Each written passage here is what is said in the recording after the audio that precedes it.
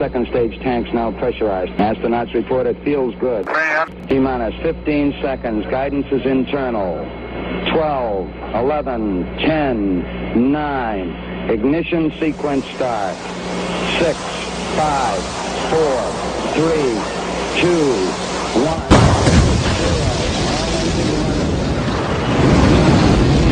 Like a furry torpedo to the jugular. This is Honey Badger Radio. Radio with Buddy.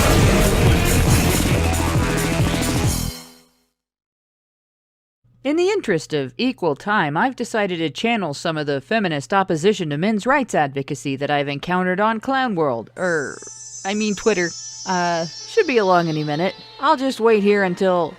Hey, what the hell is that?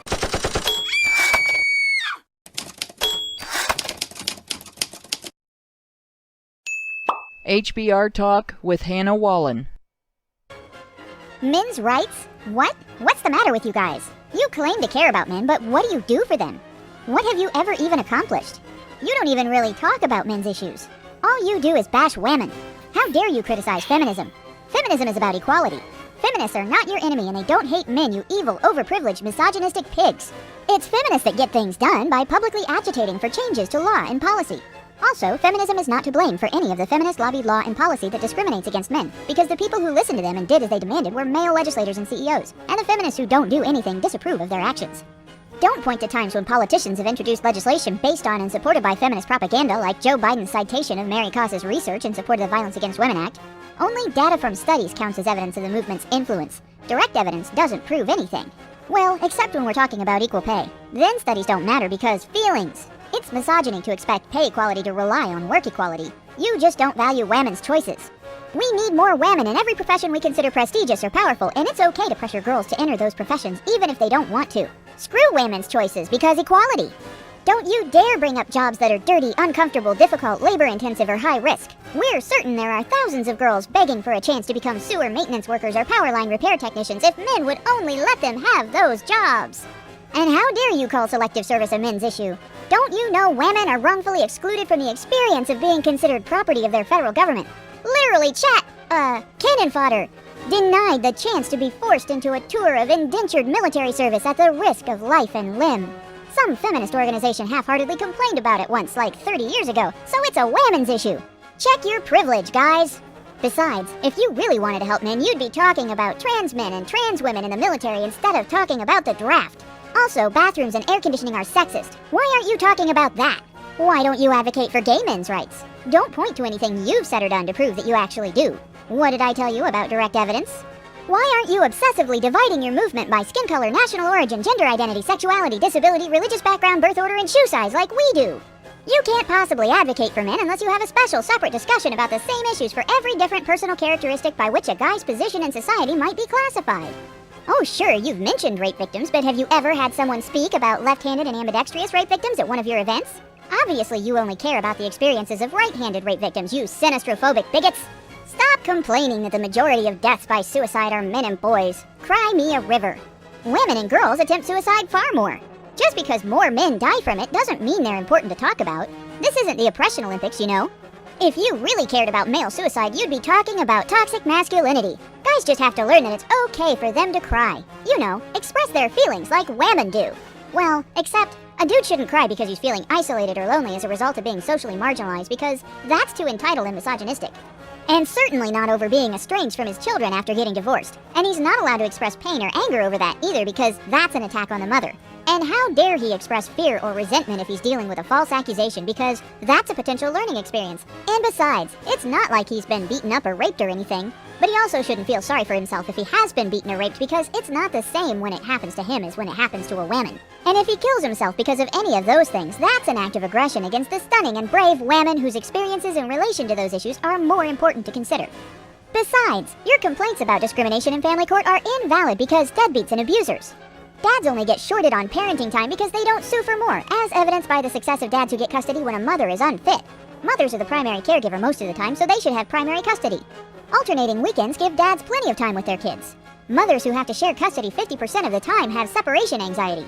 It's very traumatic and painful. No parent should have to live with that. Dads only want custody when it'll get their child support obligation reduced or traumatize the mother, so none of them deserve it. Single mothers totally fill the roles of both parents, so shut up and pay your imputed income-based child support, Mr. Provider. Feminists who oppose equally shared parenting bills are not responsible for the continued inequality in family law after those bills fail, because not all feminists are like that! You can't complain about custody issues if you want men to have reproductive rights like women do. Wanting men to have reproductive rights proves you don't care about your children. If any men don't want to be fathers, no men are allowed to want to be fathers. Men shouldn't have their own long-term birth control like the pill because that would take control away from women. Women shouldn't be expected to use any of the many types of birth control available to them because sometimes the side effects are bad. The reason men don't have their own birth control pill is because the side effects were bad. Therefore, they are wimps and have no reason to complain about their lack of reproductive rights. Women have a right to a full spectrum of taxpayer-funded birth control and also abortion and safe haven abandonment because they should be able to have indiscriminate sex without consequences. Men shouldn't have their own pill because they only want it so they can have indiscriminate sex without consequences. How dare you bring up birth control sabotage and paternity fraud? DNA testing is misogyny because women don't lie about paternity. You don't want to spend the next 18 years paying child support? Keep it in your pants, you philandering deadbeat. Women don't use false accusations as a weapon in custody cases either. You just don't want abusers held accountable. It's misogynistic to fear false accusations as a potential consequence of indiscriminate sex. If guys were more careful who they'd sleep with and under what circumstances, they wouldn't be at so much risk for that. False accusations are rare anyway, so the problem isn't important enough to address. And by the way, what do you mean by false accusations? Women don't lie about rape. Men who have been falsely accused can learn from the experience. False accusations have no impact on men. Pay no attention to the falsely accused men who end up behind bars for years or get beaten to death by vigilantes. You can't enforce perjury laws in rape cases. Holding false accusers accountable for their lies is victim blaming. If you really cared about men's issues, you'd be talking about male victims of intimate partner and sexual violence instead of focusing so much on false accusations. Shut up about male victims of intimate partner and sexual violence. You're only talking about them to derail the conversation about female victims and distract from the issue of male violence. Male victims of partner abuse aren't important because statistics from research designed to bury evidence of female perpetration proves they're rare. Women who hit first aren't abusers because eventually some guys hit back and cause injury. It's preemptive self-defense. It's not discrimination to exclude male victims from abuse victim services and shelters. Those are women's resources, and allowing men access and equal consideration would take those resources away from women. Male victims don't need services and shelters because stereotypes about size, strength, and invulnerability that totally aren't the same thing feminists call toxic masculinity under other circumstances. Men's shelters are just there to shield abusers from prosecution by exploiting laws and policies created to protect women. What, you're angry about the lack of services for men? Why haven't you single-handedly solved this problem yourself by building and funding shelters and services for male victims without access to any of the government and corporate funding behind women's shelters and services? You had an event once to raise awareness of men's issues. If you can fund that, you should have been able to use that exact amount of money to build and indefinitely sustain a shelter. How dare you dedicate funds to a men's shelter? Give your money to women! Besides, women's shelters have programs for men. Male perpetrator programs. That's all that's needed, right? Stop complaining about wrongful imprisonment and overly harsh sentencing. If you don't want to do the time, don't commit the crime. And how dare you bring up prison rape? Rape is a women's issue. Besides, men raped in prison are raped by other men, so it's men's fault and therefore nothing has to be done about it. We should be focused on protecting female prisoners instead. Men can't even be raped by women. Rape means penetration of the victim, and women don't penetrate. Nobody says it's not rape when unwanted sex is forced on a man, as evidenced by the fact that some organization says it is. Men can be raped, but it's worse when it happens to women, so we shouldn't call it the same thing. Male victims of intimate partner and sexual violence don't report their experiences to law enforcement because toxic masculinity. Law enforcement and victim services don't take male victims of intimate partner and sexual violence seriously, especially if their perpetrators are female, because toxic masculinity. Criminal conviction stats prove beyond question that most perpetrators of intimate partner and sexual violence are male, and therefore initiatives to reduce these crimes need to focus exclusively on male perpetration, primarily against female victims. Criminal conviction statistics are inaccurate. Survey statistics show that the prevalence of sexual violence is much higher than crime statistics would indicate. It's okay that these surveys bury perpetration against men and boys by placing it in a lesser category instead of rape, because most rape victims are female anyway. Bodily autonomy is a women's issue. Stop trying to butt in. Stop whining about circumcision. It's not like it's as bad as female genital mutilation, and besides, women think cut dicks are prettier. This is not a men's bodily autonomy issue because circumcision protects against HIV infection, and women have a right to sex partners who aren't going to infect them. Why are you so obsessed with your dick anyway? Gender disparities in the criminal justice system are men's fault because men are violent. Female perpetrated violence is men's fault because women are angels unless a man makes them do bad things. Women who commit crimes are disadvantaged and deserve rehabilitated services, but men who commit crimes are malicious and need to be reined in by the criminal justice system. Due process advocacy is an attack on rape victims' right to be believed. We need women's spaces to protect women and girls against domineering, rapey men. Women have a right to exclude men from women's spaces in order to discuss women's issues without any male interference. Men's spaces are discriminatory because they exclude women. You can't discuss gender issues without female supervision. That's misogyny. What are you planning in there anyway? A middle-class white male supremacist takeover? Call the FBI! Call the SPLC! We can't have these uppity men deciding their own interests and issues, now can we? What do you have to advocate for anyway? Men have all the rights and don't face any stereotypes, misconceptions, or unfair expectations just because they are men. They certainly don't need their own advocacy movement. Well, thank goodness that's over with, but I guess there you have it, folks. Robust feminist arguments. The topic of this week's HBR Talk. You can tune in Thursday at 7:30 p.m. via the link in the low bar, or find other viewing and listening options for that time or later on badgerfeed.com.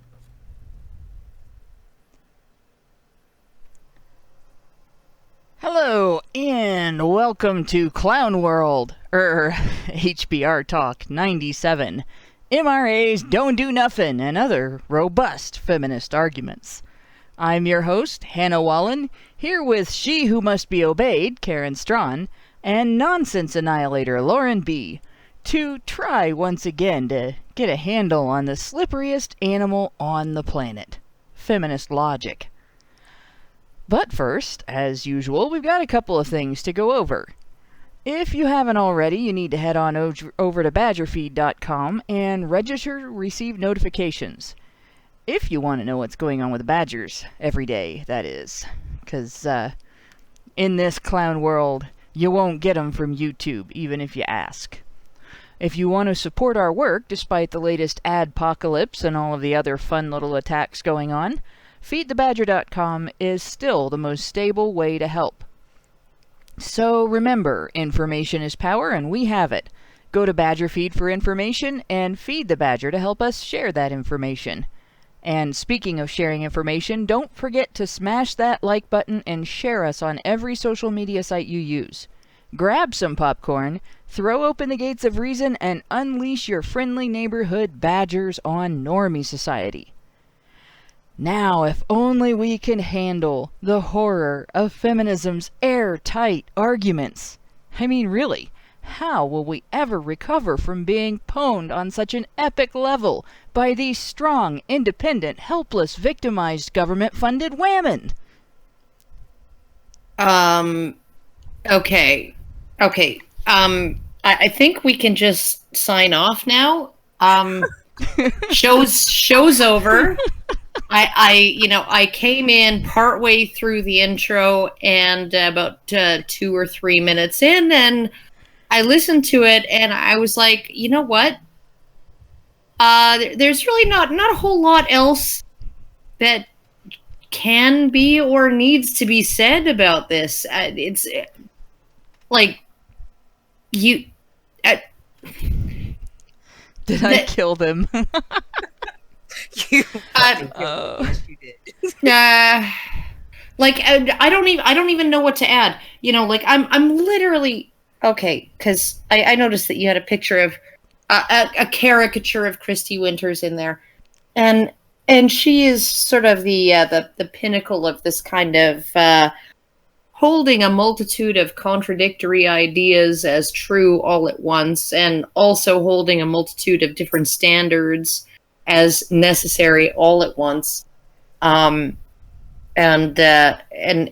just I just if I wanted to actually have a debate with her, I'm just going to send her that. Feel free to send her that. That would be great. she'll probably report it for harassment, but then she would have to actually admit that her arguments resemble those arguments enough that she took it personally.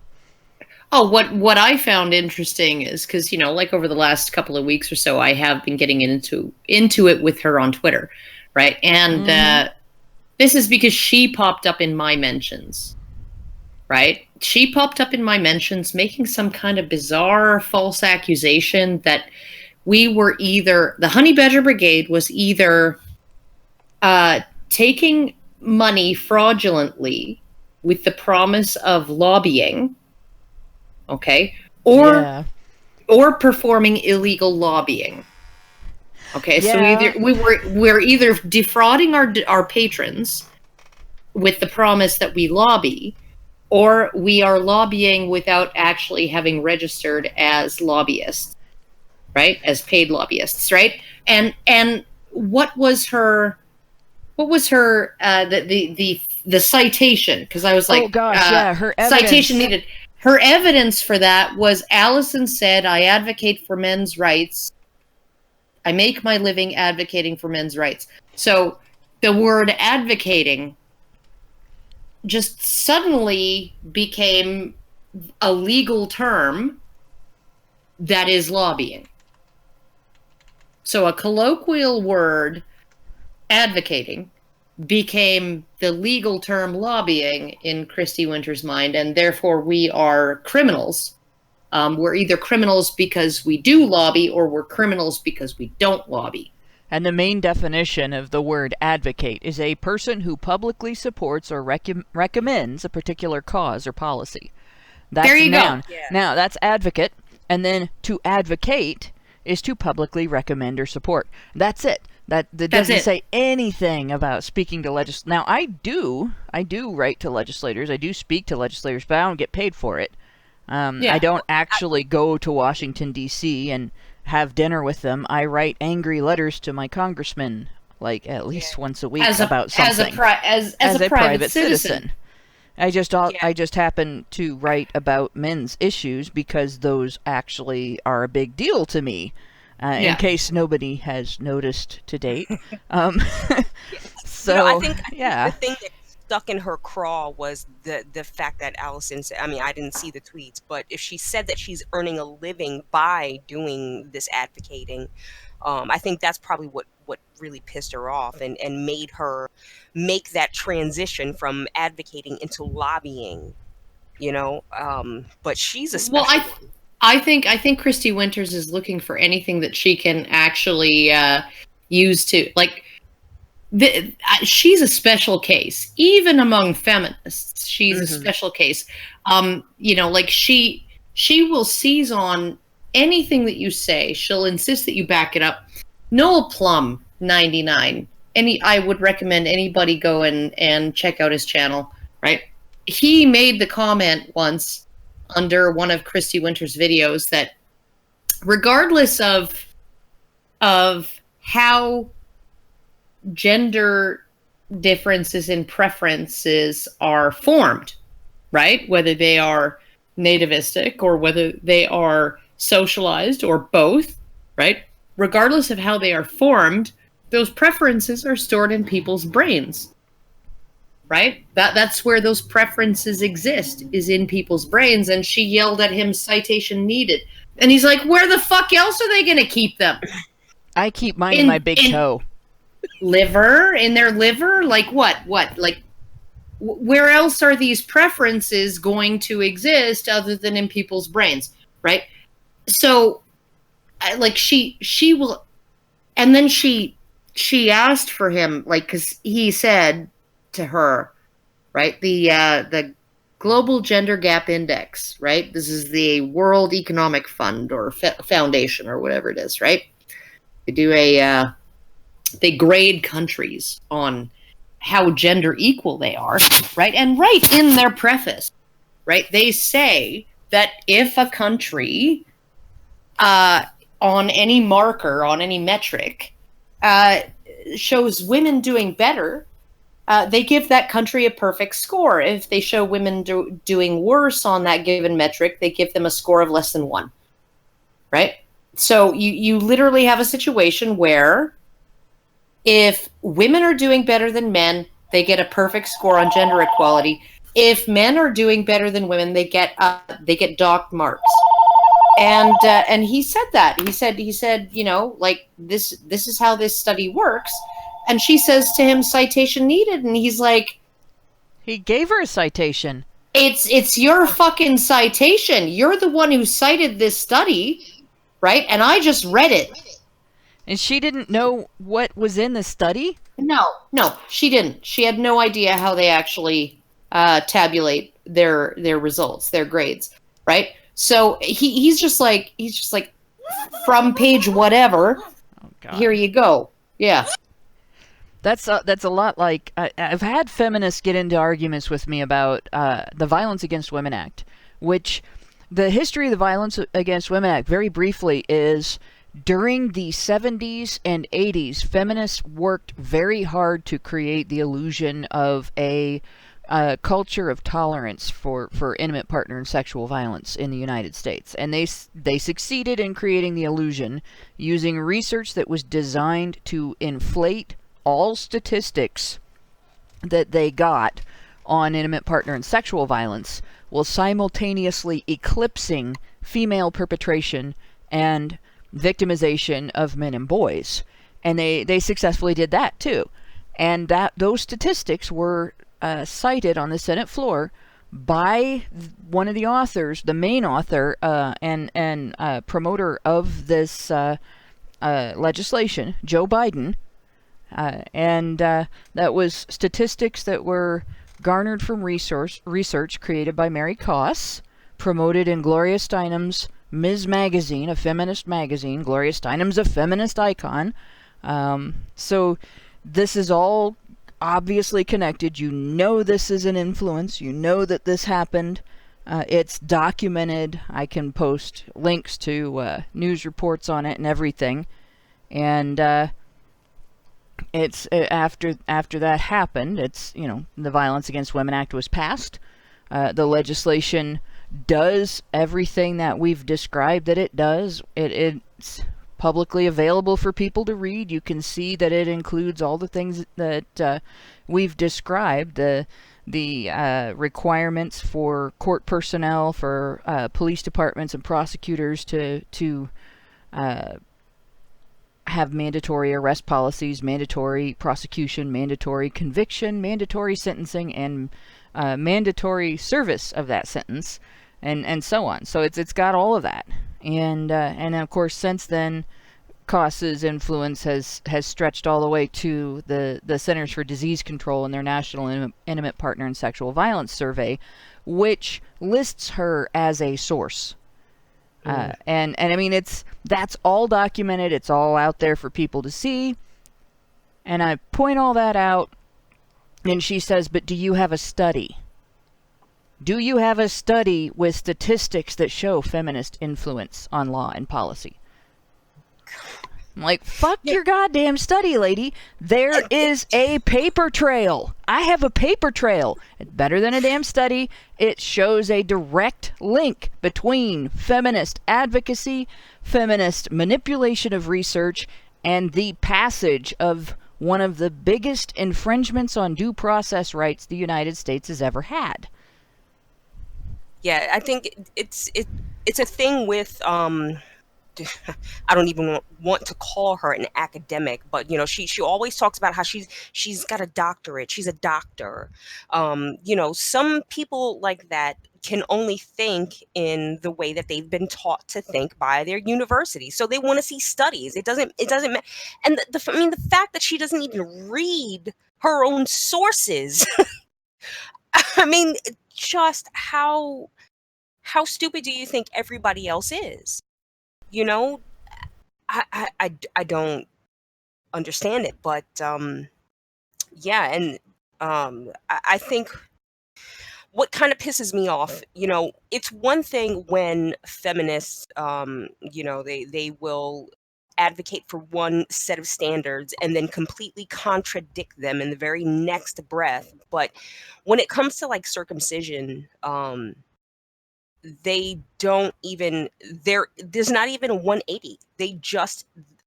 It's just a complete, they don't care.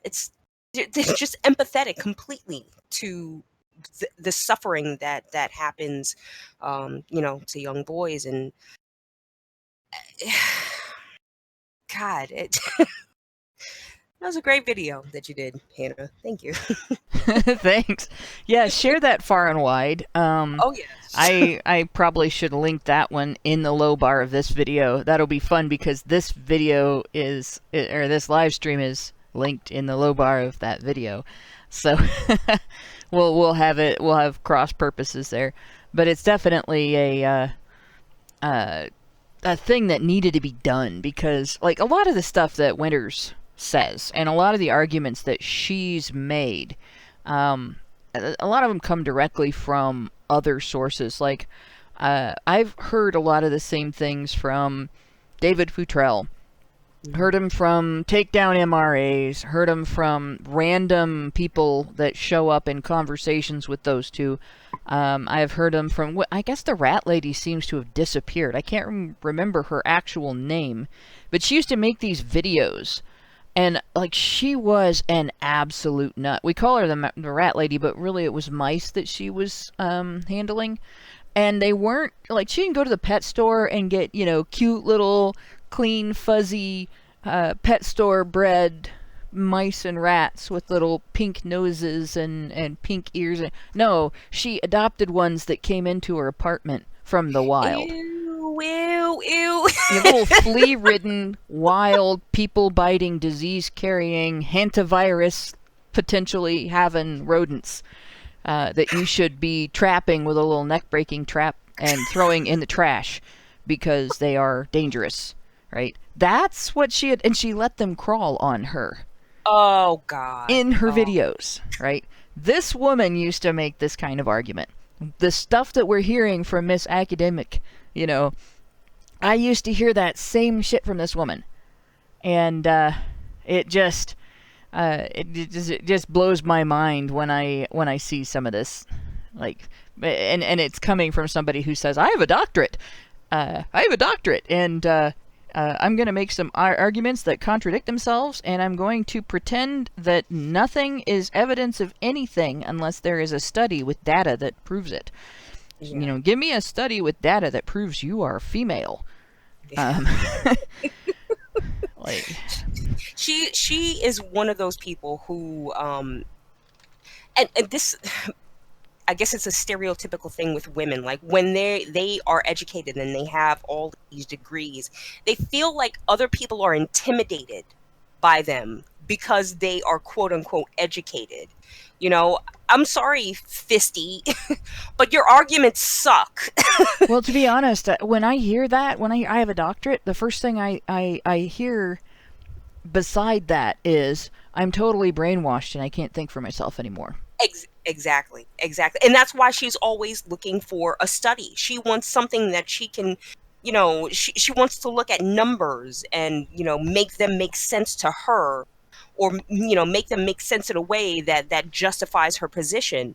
But she's not as smart or as intelligent as she would like to have us think.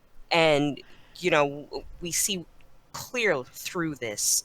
Yeah, I know exactly. And it kind of, it says something really bad about the process of obtaining a doctorate in Australia, honestly.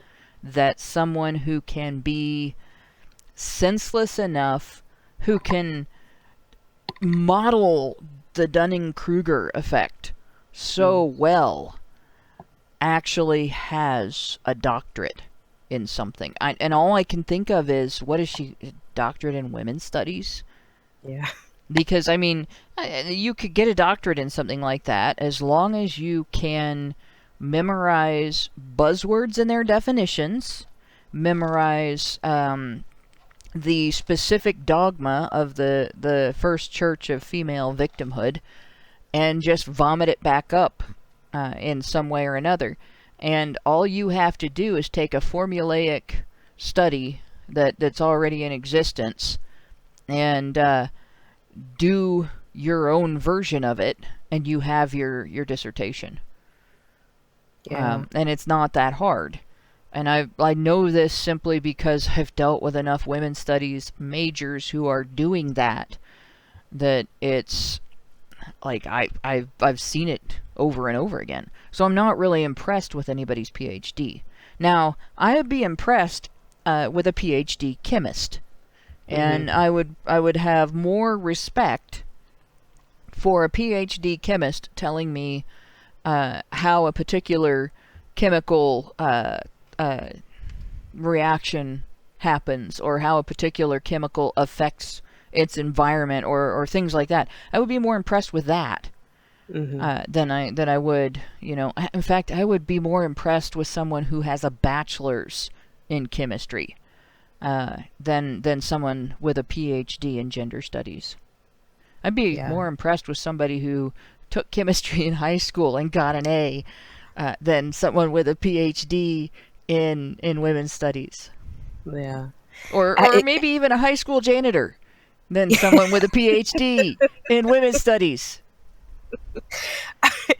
Yeah, I mean, it's what do you even, like, what do you expect to get out of that? How do you expect that to be something that is going to have some kind of value in everyday life?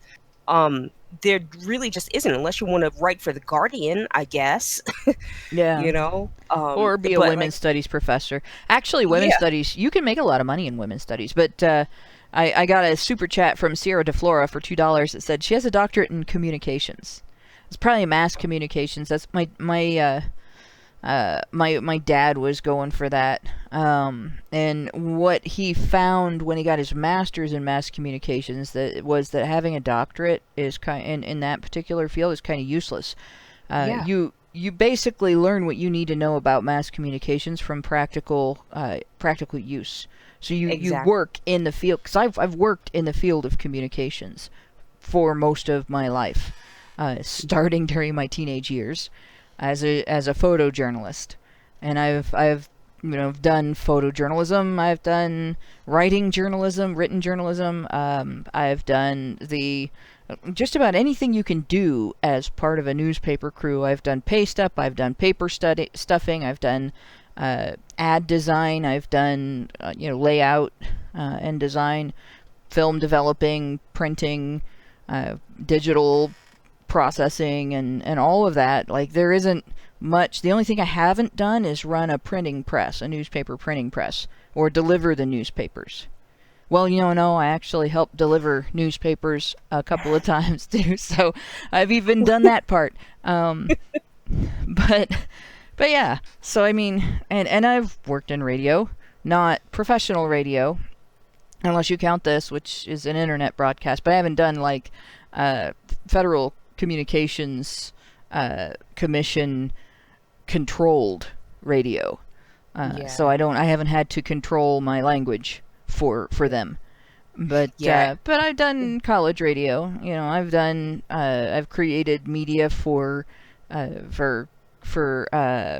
businesses. I've created media for personal use. I've done just about anything you can do in communications that doesn't involve going on television or going on regular radio. I've done just about all of it. And honestly, you don't need a doctorate to do any of it. No, it's you don't. Kind of a feather in your cap for no reason. Exactly. One radio show host that is a friend of mine and one of my mentors, Tom Likas, he says the same thing. He's been in radio since he was 14 years old, and he's a 50-year veteran of the business. You do not have to get a degree to go into communications. You have to get your boots on the ground and get in there and do the work. And that, learning it firsthand is how you master it. A degree is not going to help you. No, in fact, if I ran a radio station or if I ran a television station, I would not hire somebody with a degree. No. Because I would figure I was getting a prima donna. And that's partly because of my experience with somebody with a degree who came in and became editor somebody that graduated with me, actually, became editor at the newspaper where I worked. And he basically insulted all of the veterans of the profession, did everything he could that possibly could have that would negatively impact our circulation, lost half of it, and then left. Wow. And I was just like, yeah, that degree really helped him, didn't it? You work your way up, you do the job, you get to know the people, and you become a great communicator. You get a PhD, you think you know everything, you walk in like you own the place, and you fuck up royally. Exactly. That's, not that, not that everybody with a PhD is an idiot. Like I said, I would be really a lot more impressed with a PhD in chemistry or a PhD in medicine. Or a medical doctorate, not a PhD, but a medical doctorate, or a law degree. That you get a PhD in anything that is actually complicated, and anything that has actual high levels of difficulty and high levels of you have a lot of shit that you have to know, basically, and understand. But like a PhD in communications is or if you're Christy Winters, you just have to say you've misoperationalized the concept. Yep, you make up terminology, and that makes it all better. But yeah, a PhD in communications is like a fart in a skillet. It's meaningless to me. I remember when my brother was going for his master's in astrophysics, and there was one point where he was just about to complete his thesis to get his master's degree, and he wanted to quit. And we talked, and I'm sitting here doing the math in my head, and I said, Sean, do you realize you've been in school longer than I've been alive? Jeez. Yeah. And he thought about it, and he was like, yeah, you know what? You're right. Yeah, what's another 3 months? You know what I mean? What's another paper that you have to do? But that is a challenging study to go into. Communications? I'm sorry. Well, I have no idea what Christy Winters' degree is in. She's never told me. She's only told me that Sierra DeFlora says it was in communications. So I'm going. It was in. He usually knows. Yeah. Oh, okay. All right. Because she works for an institute of sociology. Of course. And she's so good at communicating. Oh yeah. But she works for an institute of sociology. So I was like, okay, so you're a sociologist, you're a social scientist, whatever, right? Right, and she's like, you don't even know what degree I have, so how can you? And it's like, okay, so what she was telling me is, yeah, I'm not even qualified to do the work that I'm doing as a project manager for an institute of sociology because my degree is in communications, right? But she never actually informed me of that. She doesn't want to actually tell me. She needs me to go and look it up myself and find out. Yeah. But do you know what got me into this dispute over Twitter with her? Well, I know her attacks on Alison are what started the last month. Well, her attack on Alison, right? I was just like, what? Sorry, what? Like, what are you even talking about? Right? But then I was like, hey, Christy, as long as you're here, have you ever corrected your complete lie about how it's perfectly legal to orally rape someone who's unconscious in Oklahoma? Has she? No. Of course not.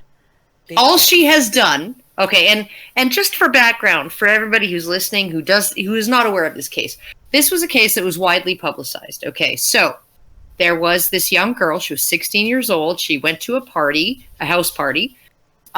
She got so fucking drunk, okay, that her blood alcohol level in the hospital, okay, when, later on in the night or in the early hours of the morning was 0.35.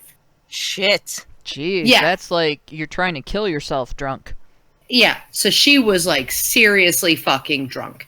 Okay, and then, so a male, quote, friend of hers carried her with some friends of his out to his car, and he drove his friends home, and then he drove her home, and by driving her home, I mean dumped her on the porch of her grandmother's house with a whole bunch of semen all over her face and in her mouth. Oh, boy. Yeah, okay, so... Some friend. Exactly. So we all know, right? We all know. And then, of course, she, her grandmother took her to the hospital. She was found to have a blood alcohol level of, I think it was, actually might have been 0.32. After all of that. So that means it was even higher when things started. Yeah, and that, she, the DNA was tested. It was found to be this guy's, right? And so the prosecutor decides the charges, right? And the charges that he decided to charge this guy with, the statutes he decided to use were rape and forcible sodomy, right? In Oklahoma, rape only applies to anal and vaginal sex. So that charge was thrown out in the pretrial phase, right? Forcible sodomy has a very, very, very distinct and explicit definition of what force is, and somebody being unconscious doesn't fit into it. Right. Right. Okay. So those were not the statutes he should have used. So, okay. So we had a bunch of articles, and in Christy Winter's debate with Sargon, remember that much publicized debate that was moderated by that guy who killed his girlfriend, a year or two afterwards? Anyway, so we have this much publicized debate. Christy Winters has set the terms. She said everything needs to be cited. Every single claim, positive claim you make in this debate needs to have a citation. And so she made this claim, right? The claim was, she described the scenario. She described the situation that this girl went through. And she said, "You've just been the victim of a crime, right?" Well, not in Oklahoma. And then she didn't go on to say, well, actually, it is a crime. It's just not considered to be rape, right? Okay, so essentially, the appeal court of Oklahoma, because the prosecutor, of course, appealed the acquittal. The guy, the rape charge was thrown out pre-trial. The forcible sodomy charge was, the guy was acquitted on that because what he did didn't fit the elements of that crime as described in the statute, right? So then the prosecutor appealed, and the appeal court essentially declined to legislate from the bench. That's essentially what they did. They said, it's not our place to write law. We merely interpret the law as written by duly elected legislators. That's our role. Our role is not to be activists. Our role is not to legislate from the bench, right? And then the citation Christy Winters used was a Guardian article that in the very first paragraph said that, stop it! Oh, can you control your dog?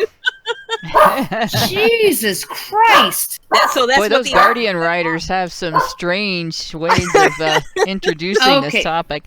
Okay, so the Guardian article in the very first paragraph said that the circumstances in the case are not criminalized in Oklahoma. So apparently,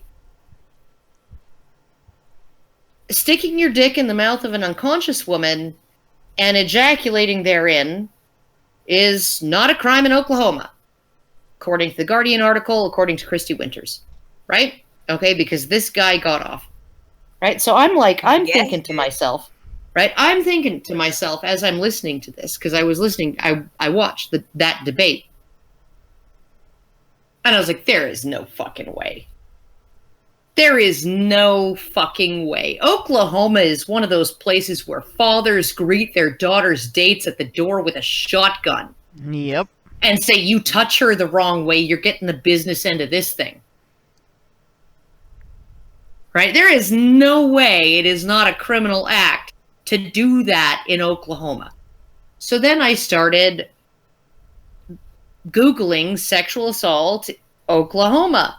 And what kept coming up? Oh my goodness. All of the defense attorneys in Oklahoma are like, have you been charged with sexual battery? And I'm like, what is this sexual battery charge?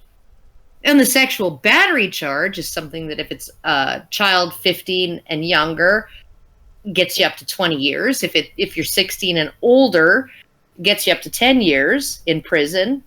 and it's entirely based on consent, right? And then I go and I look further into this case and I read the judgment and I'm like, okay, so basically the prosecutor did the equivalent of charging a burglar with robbery and then complaining when the guy was acquitted of robbery, because he charged the guy with the wrong crime. And then I'm thinking to myself, okay, so we have this sexual battery thing. The defense attorney for the defendant said if he'd been charged with sexual battery, he'd have been convicted.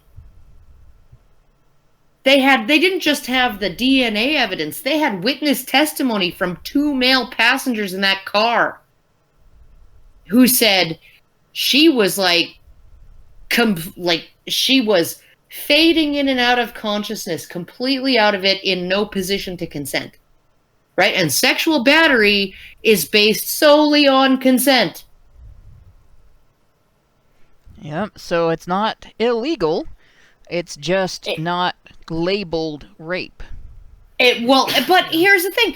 The appeal court decision wasn't about calling it rape. It was about calling it forcible sodomy, right? Oh, geez, so yeah. She had no fucking clue what this case is about. She Does just she read know that what first paragraph. sodomy is? Oral or anal sex. Right. But if you don't actually do either of those, getting in the vicinity of the face is not the same thing as having oral.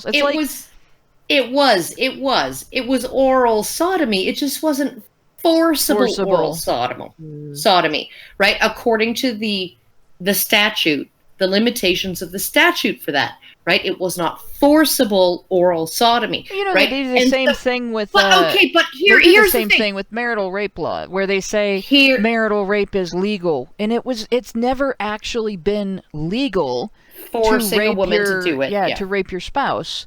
It's just not been called rape. And then there was an exception for married couples to the rape laws, but a man could still get charged with battering his wife if he forced himself on her. Yeah. No, and so here we are. We're in this situation where I'm trying to think what's going on here. So what's going on? We have a prosecutor who applies 2 completely inappropriate statutes. Right? Rape and forcible sodomy. He's a prosecutor. He knows what these statutes are about. Right? And does not include the lesser offense of sexual battery. Why would he not do that? Why? Because if you give the judges the option, they'll pick that one because it fits the element of the crime. So he was, in my opinion, politically motivated. He wanted to force the judges to either let this scumbag go or expand the scope of the law. So he made a political gamble. He wanted to force them to engage in judicial activism, in legislating from the bench. And it didn't pay off for him, and he threw a victim under the bus. And there I am saying to Christy Winters, okay, have you ever clarified your remarks regarding this case, right? Because it is not a legal act to do what that guy did in Oklahoma. It is indeed a crime to do it. And you said to everybody that it was not a crime in Oklahoma. Why? And she says, I never said that. Okay. And I said, to the best of my memory, here is what you said. You would think you've been the victim of a crime, not in Oklahoma. And she posted her script wherein she quoted herself as saying, you've just been the victim of a crime, right? Well, not in Oklahoma.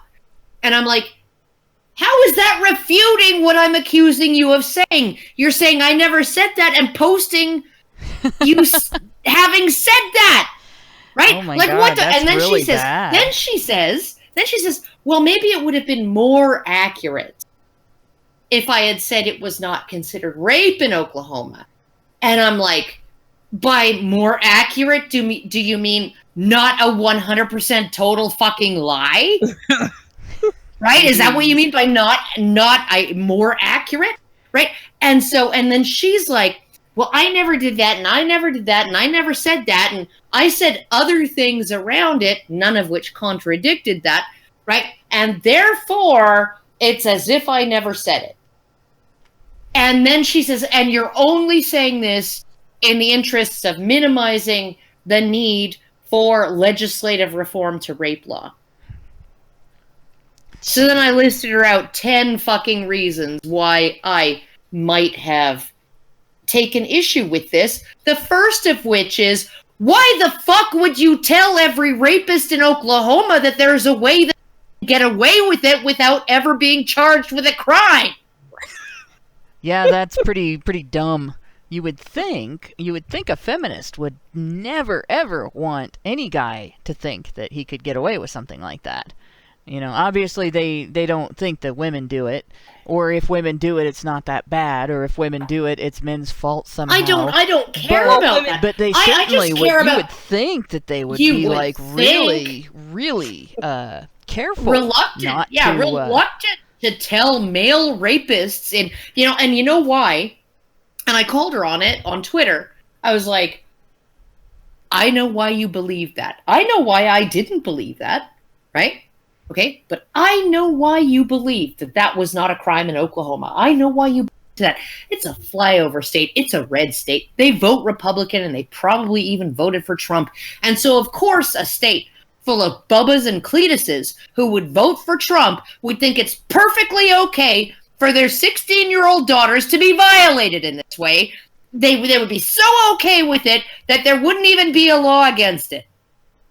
Right? That's your fucking bias, Christy Winters. Right? That's why you found this completely unbelievable thing to be totally believable to you. Right? And she's like, I'm not biased. I cite everything. But she didn't. She used a Guardian article. She didn't go to the primary source. She didn't go to the judgment. She didn't go to the judgment. She went to a Guardian article. Right. The Guardian article got it wrong. And it's like, I went to the judgment. I read the judgment, which was available to the public, and then I went and I looked up the statutes. Yeah. And when she's arguing with anybody else, you can't get her to accept an article from a news outlet or any other publication that's not a study as evidence. So she's got a double standard for it. She can cite anything as evidence, but you have to give her a study. You think she's got a double standard? So, yeah. Right? And then she's just like, I'm just going to post a bunch of screenshots of different fallacies from knowyourfallacy.com, right? And I'm like, none of which applied to the conversation. Even if they do apply to the conversation, right? Why have you still not admitted, and I was like, all I need you to do is admit that you are fallible and you were mistaken. Well, right? She can't do that. She can't do it. She can't fuck. So instead she's going to insist that she never said it while posting a screenshot of her saying it. You know, it's actually kind of fun to do that in a conversation. You get something wrong, and somebody's like, "Oh, you got something wrong. I mean, I've got you on. You got something." And, being able to actually say, "Oh, yeah, you're right. I did. I got something wrong. You were right about this, and it's correct." And I will update my discussion on that from now on to include the information that you provided for me. And then they don't know what to do because they had a good mad worked up about you being wrong. And I've actually had people get mad at me for admitting that I'm wrong and cutting off the "you won't admit you're wrong" speech. Yeah, cutting off the righteousness. Yeah, yes. and she doesn't. She's never going to have that kind of fun though because she can't do that. She can't admit that she's wrong. Yeah, and then there's the opportunity. The occasional opportunity, like I did with Woolly Bumblebee, right? When I wrote my big blog post about her, right? And then she contacted me and she said, "I don't have 6 children. I only have 5." Right? that I'm supporting on welfare and child support. And then she was like, and I've never been diagnosed with disorder. Okay. Right? Maybe so I just okay, so I just went back into my blog post and I put a strike through of all of those things, and then in bright red, in the exact spot, I've been informed by Woolly Bumblebee that she does not have 6 kids she's supporting through welfare and child support while she sits in lawn chairs and smokes and just lives off of other people's money. She only has 5. And also that she's never been diagnosed officially with borderline personality disorder. But I still am going to stand by my opinion that she fits the criteria. But don't take my word for it. She hasn't officially been diagnosed. Right? But, you know, like you just cross it out. You just put a strike through. And then you just... And then everybody knows that those were the only nitpicks that she had. Yep. I've had to do right? that everything with else you corrections said. as well. Everything else you said was true. And the only nitpicks she had was, I got the number of her kids wrong that she's supporting on welfare and child support. And while she doesn't work or contribute to society. And also that she's never officially been diagnosed with any kind of mental disorder. Yeah, that totally, like, you don't develop the disorder until you get the diagnosis. And then it's always 100% correct. Yeah, we all know that. Especially me. Because all right, they never ever fail to take roid rage into consideration when you're on 6 different steroids for asthma. Yeah, there you go. I'm gonna step away for like 1 minute. Okay. I have to feed somebody, but you guys carry on the conversation. I'm going to catch us up on some super chats. Oh, good. Because I have one that has a request in it, and also because they started at the beginning of the show, and I don't want to get lost in them. So we have Jonathan Rossler. Hopefully, I'm pronouncing that right, and it's not wrestler. Gave us $5 clear back at the beginning of the show and said, "I swear, listening to that gave me a Vietnam-style flashback to 2015." You know what? He's obviously typing stuff on Twitter right now in the midst of that flashback. It was such a great video, but it was like at some point I was like, "Oh my god, how much longer?" It's gonna keep going and going. The Energizer feminist. You should never channel Twitter feminism. They don't let go. They just don't let go. I'm still suffering from the after effects. You got PTSD. Yeah, post Twitter stress disorder. No, FTSD, feminist Twitter stress disorder. Yeah. Polaris 589 gave us $5 and said, "Who here hasn't been blocked by @KWinty? Show of hands." I actually haven't been blocked by her. I can still see all of her shit. Please, if you listen to this, Christy, block me. Anybody who has any kind of following on Twitter or on YouTube, she's not going to block. No, she's going to ride your coattails for... that's right. That's notoriety. Yeah. So, yeah, she won't. Let's see, what else have we got here? Xeranx gave us $5 and said, "I keep seeing this idea expressed about how feminism made it possible for women to be able to speak up or be assertive. Where does this come from?" Their asses, feminists' asses, they pulled that one right out, like the left side of the colon was just sort of tucked in there in some folds of skin, and they got a good grip and yanked it right out. Because there's like, no, feminism didn't have anything to do with that. In fact, if it did, it never would have existed. If women hadn't been outspoken and assertive, they never would have come up with feminism in the first place. Exactly. So it's kind of like saying that you couldn't have had the vote if women hadn't elected officials that would approve of, a female vote. Well, obviously bullshit, right? But yeah, you have to have outspoken women already for feminism to exist. And of Exactly. course, women's activism predates the label feminism and the written ideology of feminism. It doesn't predate gynocentrism, but it does predate feminism. Exactly. Like, who did prohibition? I love how, feminists always like to say, well, we only got the vote in whatever. Like, no, women had political power by, telling their men what they wanted. That's how they did it. They pushed and screamed and cried and got their way because, the men in their lives wanted to keep their women happy. So, Yeah, this is one thing that Alison points out, the Sabine women intervening. Gosh, I gotta remember now the battle that they intervened in. They basically ran out into the middle of this battle and made the two sides decide between fighting each other and protecting the women in their lives. Because with the women in the middle of battle shielding each side from the other, they couldn't fight each other without hurting the women. Yeah. I mean, this is basically women's influence goes back as far as women, and the idea that feminists have anything to do with women's activism and women's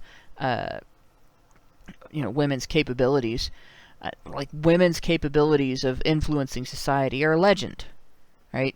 They're epic, and feminists really do women a disservice by claiming credit for that. Let's see, where are we? What they did is they came in and they just took advantage of men's natural chivalrous nature. Oh yeah. Well, they exploited they exploited men's gynocentrism. They exploited other women's gynocentrism. They exploited women's tendency to have an in-group bias, and they got a lot of money out of it. Yeah. So, let's see. And then Sierra de Flora, we already read that one. We have an update on that. He says, gave us $2 more and said, my bad, it was philosophy, not communications. And I just have to say this. That is even worse. Yeah.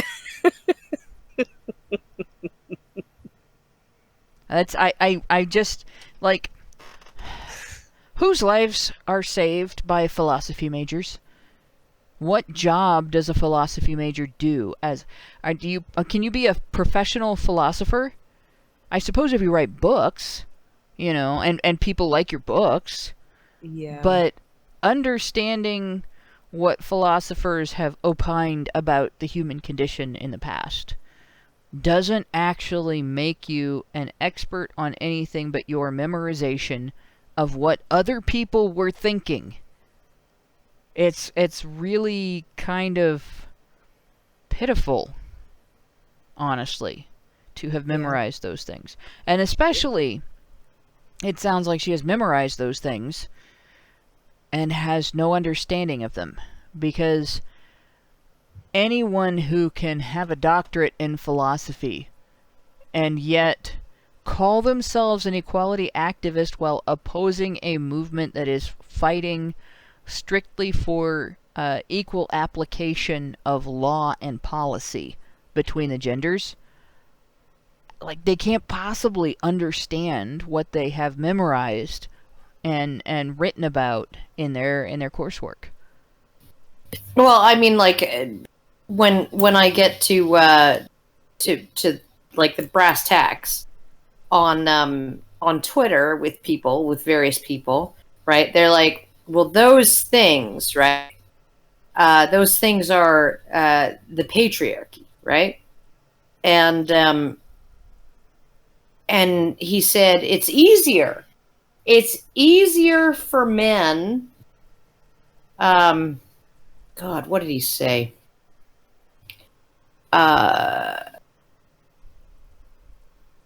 he said it was easier for men to, oh, I can't see it because he blocked me. It's easier for men to hold the shitty men accountable, right? Than to counter the negative stereotypes in society. Because I just ask people, like, okay, so what are men supposed to do, right? And if men are supposed to change themselves, right? And you're talking about Harvey Weinstein, you're talking about Bill Cosby, you're talking about even Trump, right? Who's very inconvenient because, you know, the Jeffrey Epstein case and all of that. The one fucking woman who didn't settle for a huge sum of money and a really broad non-disclosure agreement that forbid her from discussing what he did with their spouses or therapists, right? Okay, so you literally have a situation with both Weinstein and Epstein, right, where they're just buying these women off, right?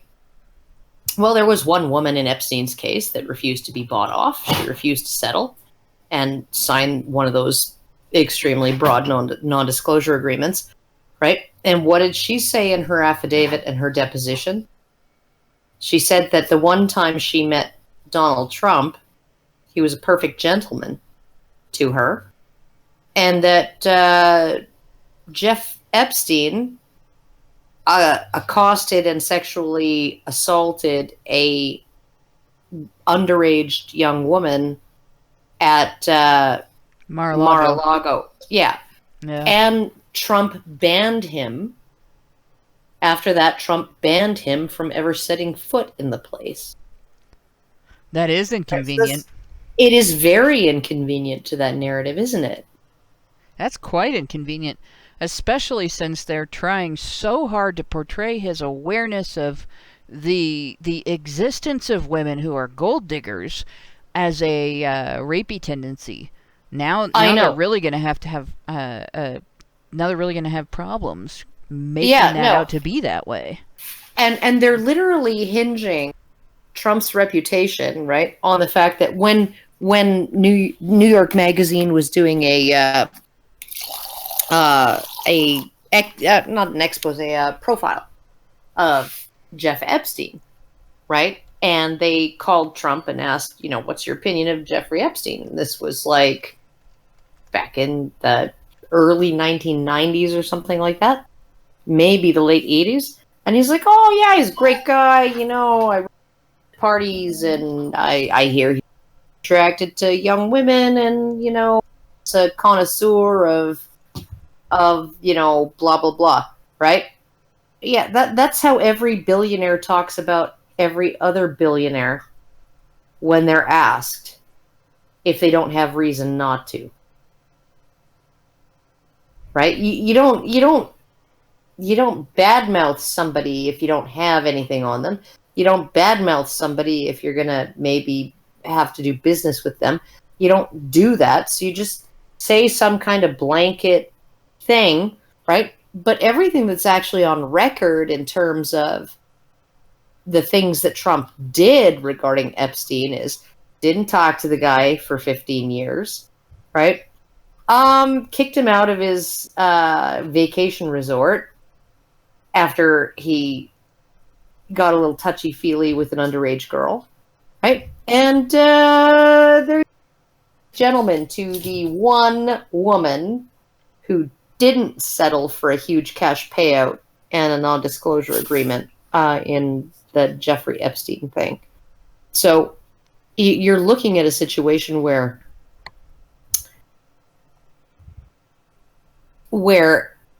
they're trying to hold something that he said about somebody in a public venue, about somebody who was on his tier, right?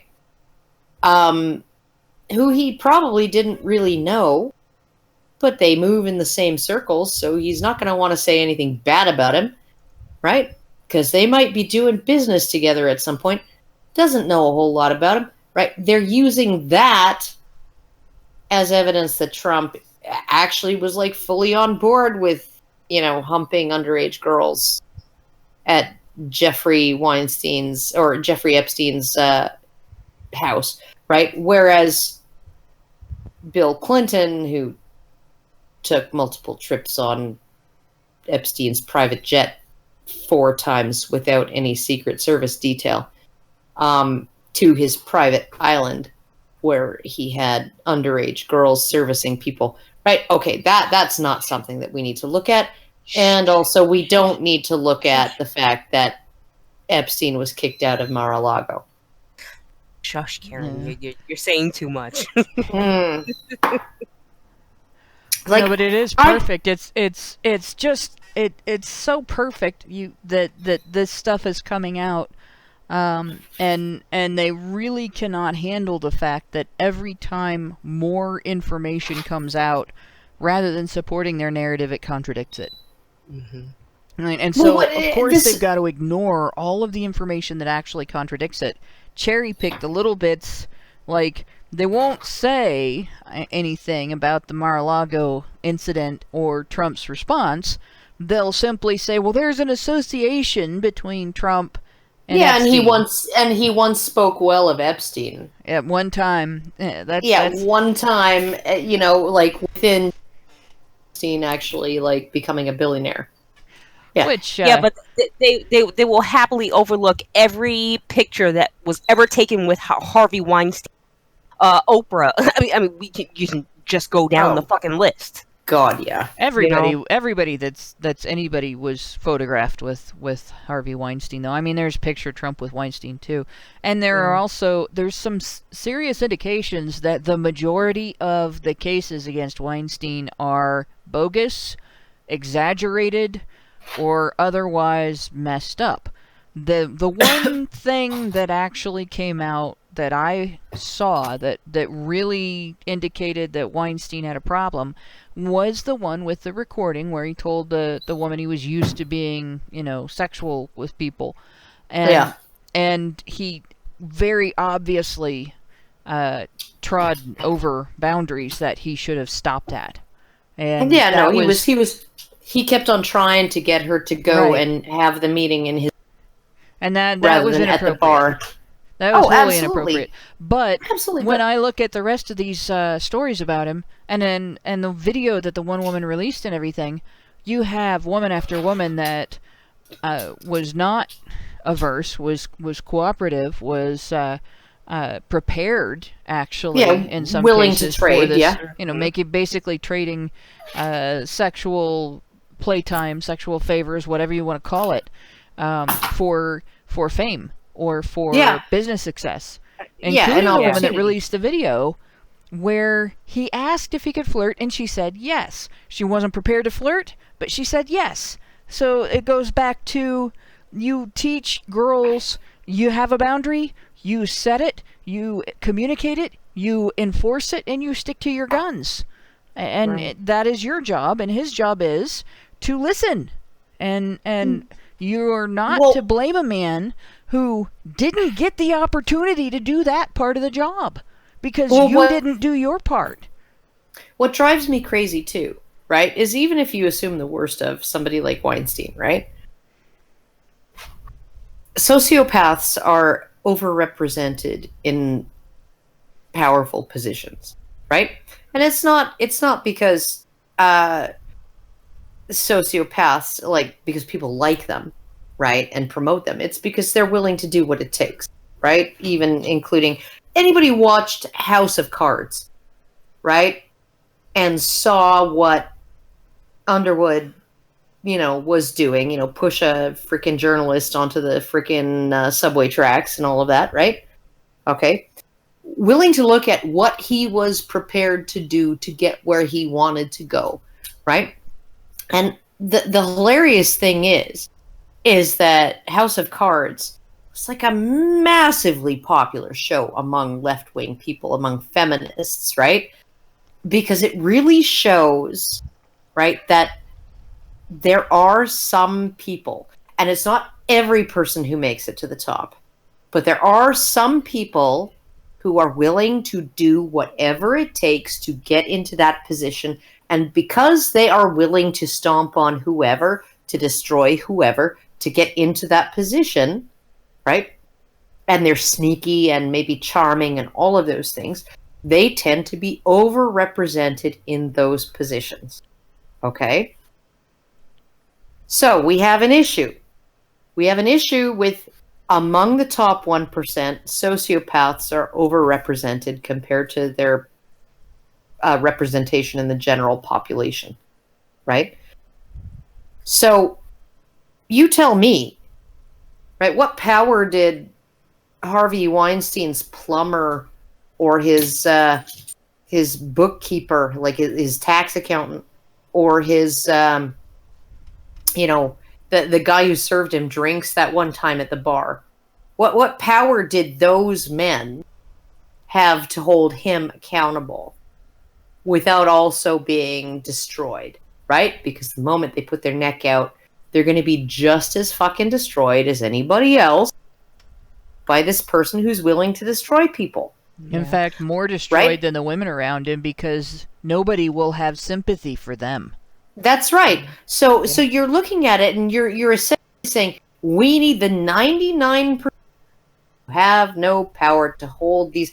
Okay, you know what? You know what, lefties? You know what, feminists? You fucking take the first step with George Soros. Okay? You fucking hold that asshole accountable. And Guy Verhofstadt, right? And Juncker. Mm-hmm. Right? And all of those powerful men who got there because they were willing to trample over everything in their path. Right? You go ahead and fucking hold those men to account, and then I will agree with your assessment that it's men's duty. It's the duty of every fucking plumber and electrician and bookkeeper and tax accountant and waiter and personal assistant and, masseur and freaking guy who waxes these guys' balls. It's all their responsibility, right? To hold these men who hold the power, have the power to break anyone. It's their responsibility to hold these guys accountable. And get out your torches and pitchforks and storm the castle. Until they are willing to do that, we don't have to treat any men as human beings. Yeah. Yeah, that's basically the outlook. And I mean, the thing is, like, when you talk about these people who have means, the more money you have, the more eccentric your taste becomes. So, anything you want is at your fingertips. You can literally buy anything you want. And, I think that is something that we are not really paying attention to as well, because it is it's the people who have the money who can pay for whatever kind of freakish thing they want. Well, I think that's a matter of like the idea that the horse can either push or pull the cart, right? That, like, because people have asked me, and I have somewhat won a lottery, right? Like, my man earns more money. He earns 5 times more money than the combined income of me and my ex-husband when we had 3 kids and 2 stepsons to pay child support for, right? So we're in a really great financial position, right? And my tastes have not gone eccentric. I still want my $14 tank tops. I still think $9 is too much to pay for a 3-pack of underpants, right?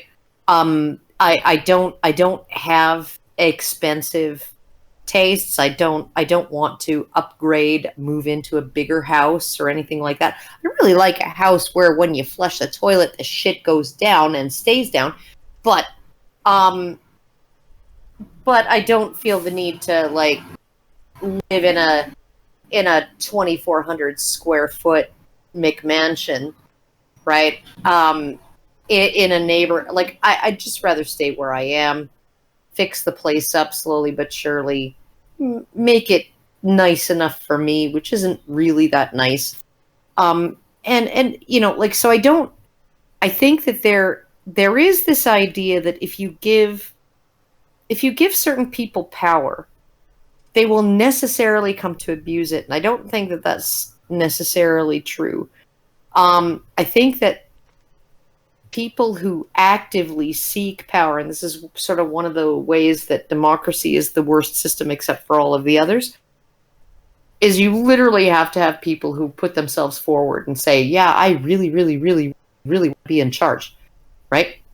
And those people are often the very people that you shouldn't actually trust with power, right? Whereas with a monarchy, you know, maybe 1 out of 7 generations, you might have somebody who's actually like, oh, fuck, I have a responsibility towards my subjects, and, you know, and I'm just a generally nice guy, and I was just born with a set of priorities and sort of a ethical framework that means that I don't want to trample on anyone, right? So, I mean, like, I think that I don't necessarily think that power always corrupts. I think that people who seek power are frequently already corrupt. Yeah. Well, corruption is going to seek power. Yes. It's, for the most part, at least what we define as corruption, you can't get what you want without power in that instance. Yeah, exactly. And especially the more money you have, it just makes it easier if you are in that, you know, way, if you are a corrupt person, the more money and power you have, the easier it is for you to get away with the shit that you want to get away with. True. But at the same time, the more money and power... Oh, Karen, you unplugged? Oh, there you go. Yeah, the more vulnerable you are to false allegations. Is that what you were saying? Yeah, the more likely somebody's going to falsely accuse you of something, because, you know, like, if I was going to falsely accuse somebody of something, I would pick a rich man who's going to pay me off. Well, yeah, I mean, but if you're sloppy, right? So, like, if you adopt the Mike Pence rules, you know, then you know, or something similar, then you don't. The sad thing is that promoting misogyny there. That actually doesn't necessarily prevent false allegations. What it does is it protects you from the false allegations being effective. Right. And that's just like the situation the situations where I went to court versus the situations where I had a friend that went through an even longer and worse ordeal than the 7 years in hell case. One of my childhood friends from back home. And I'm 75 miles away in Dayton, unable to do anything because, and like, I can talk to him on the phone about it and I can give him advice, but I can't go to court with him because I have 3 jobs, right, at that time. And so all I could do was say, you got to do these things. You got to do these things. You know, make sure you keep documentation, keep people around you that you can trust, that are reputable. So when you go into court with witnesses, the judge doesn't look at your witnesses and say, yeah, but it's so-and-so, and I'm not going to believe anything they say, you know, and all that stuff. But he was very limited. And for 15 years, she dragged him through the court system.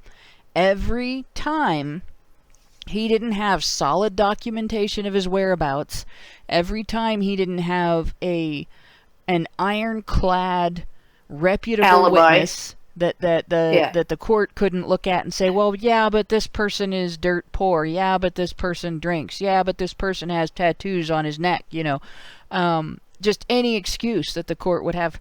And this is a conservative judge, so he was a massive white knight, like absolutely massive white knight.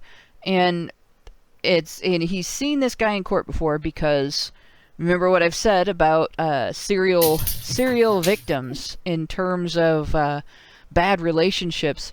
You learn to accommodate your abuser's behavior, and then the next one that comes along recognizes your accommodation and latches onto you, and you become an attractor of crazy ass women.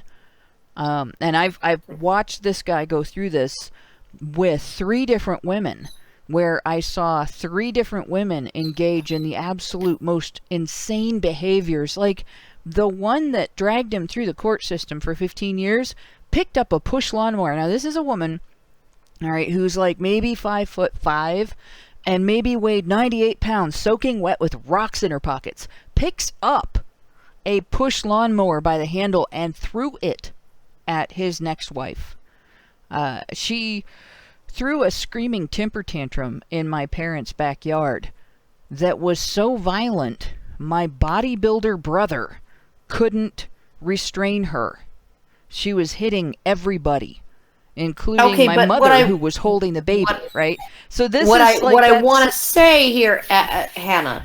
What I want to say here is that obviously she was a victim of abuse during her formative years, and therefore that should mitigate all of her behavior, right? All of her behavior, and you know, like this is one of the things that, and I just tweeted it today, and I was just like, don't ask me for the citation because I have no fucking clue where it is right now. It's 3 computers ago, right?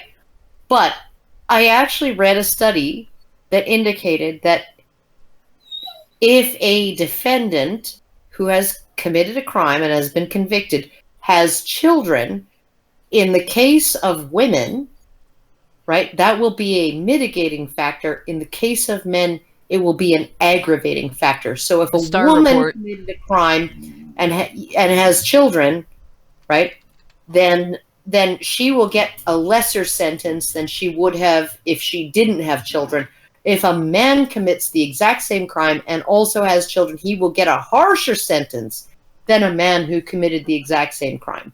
Citation for that is Estimating Gender Disparities in Federal Criminal Cases, University of Michigan Law and Economics, research paper number 12-018, which I have bookmarked because I cited it in one of my articles. So when women have with 2 R's. When women have responsibilities towards their children, the criminal courts say we should actually facilitate their ability to perform their responsibilities toward their children, to continue to do that. Whereas when men have children, they are responsible for, the criminal courts say, you failed in your responsibility to your children, so we're going to punish you even more than we would if you didn't have children.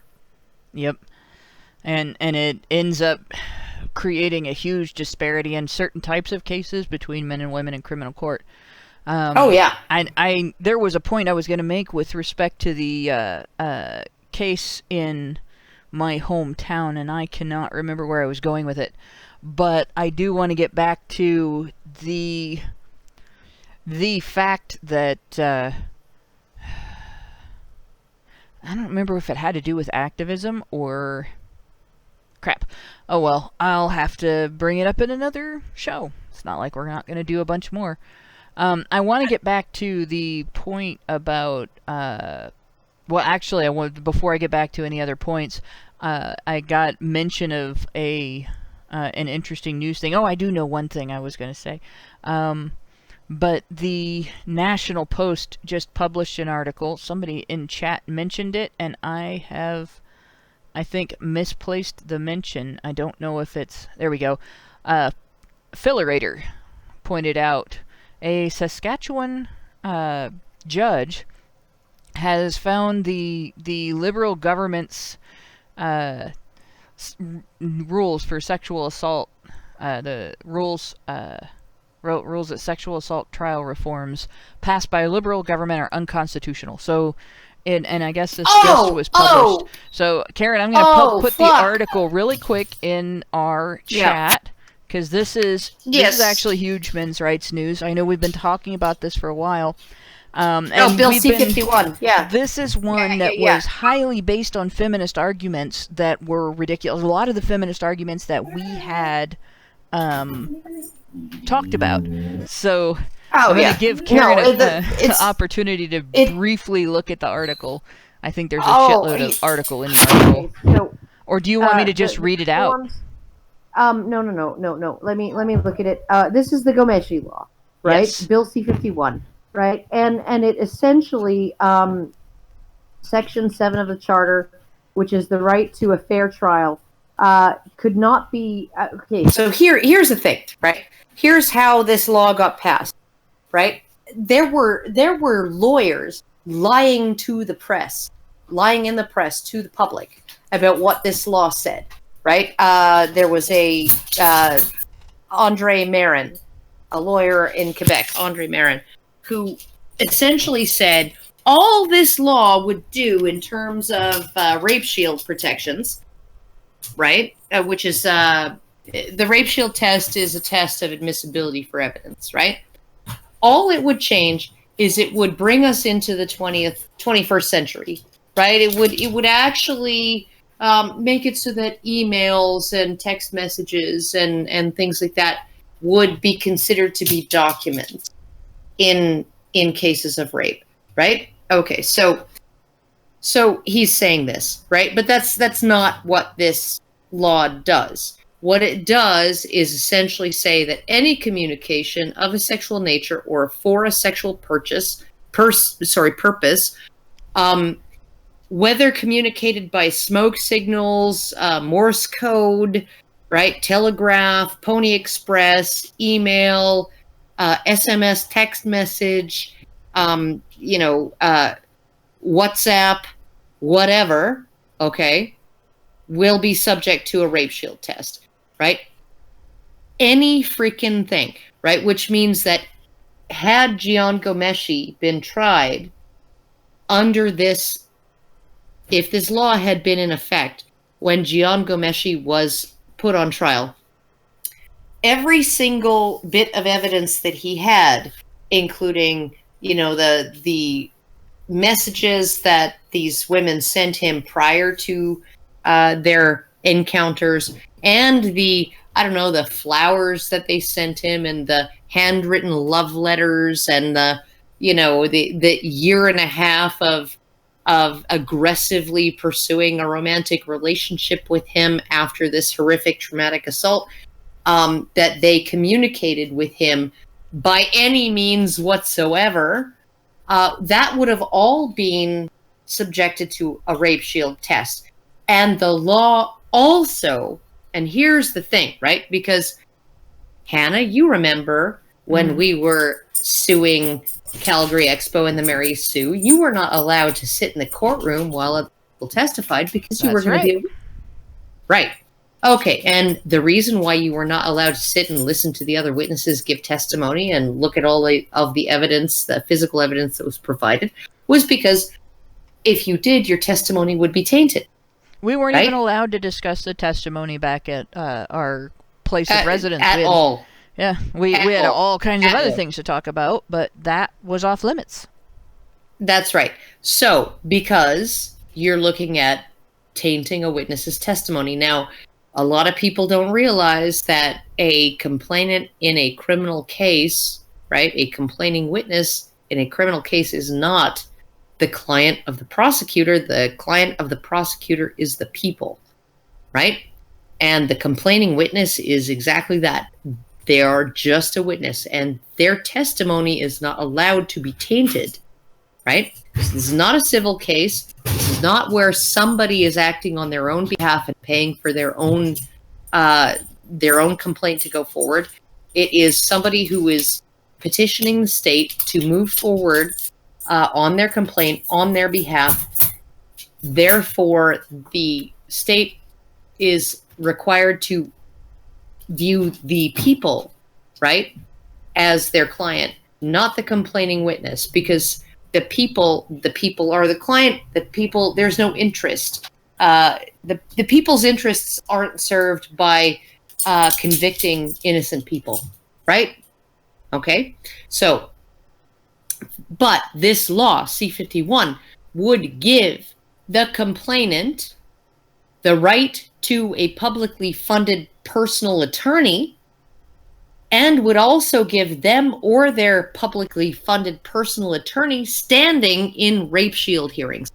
So they would get to look at everything the defense was planning to present at trial before the trial even starts.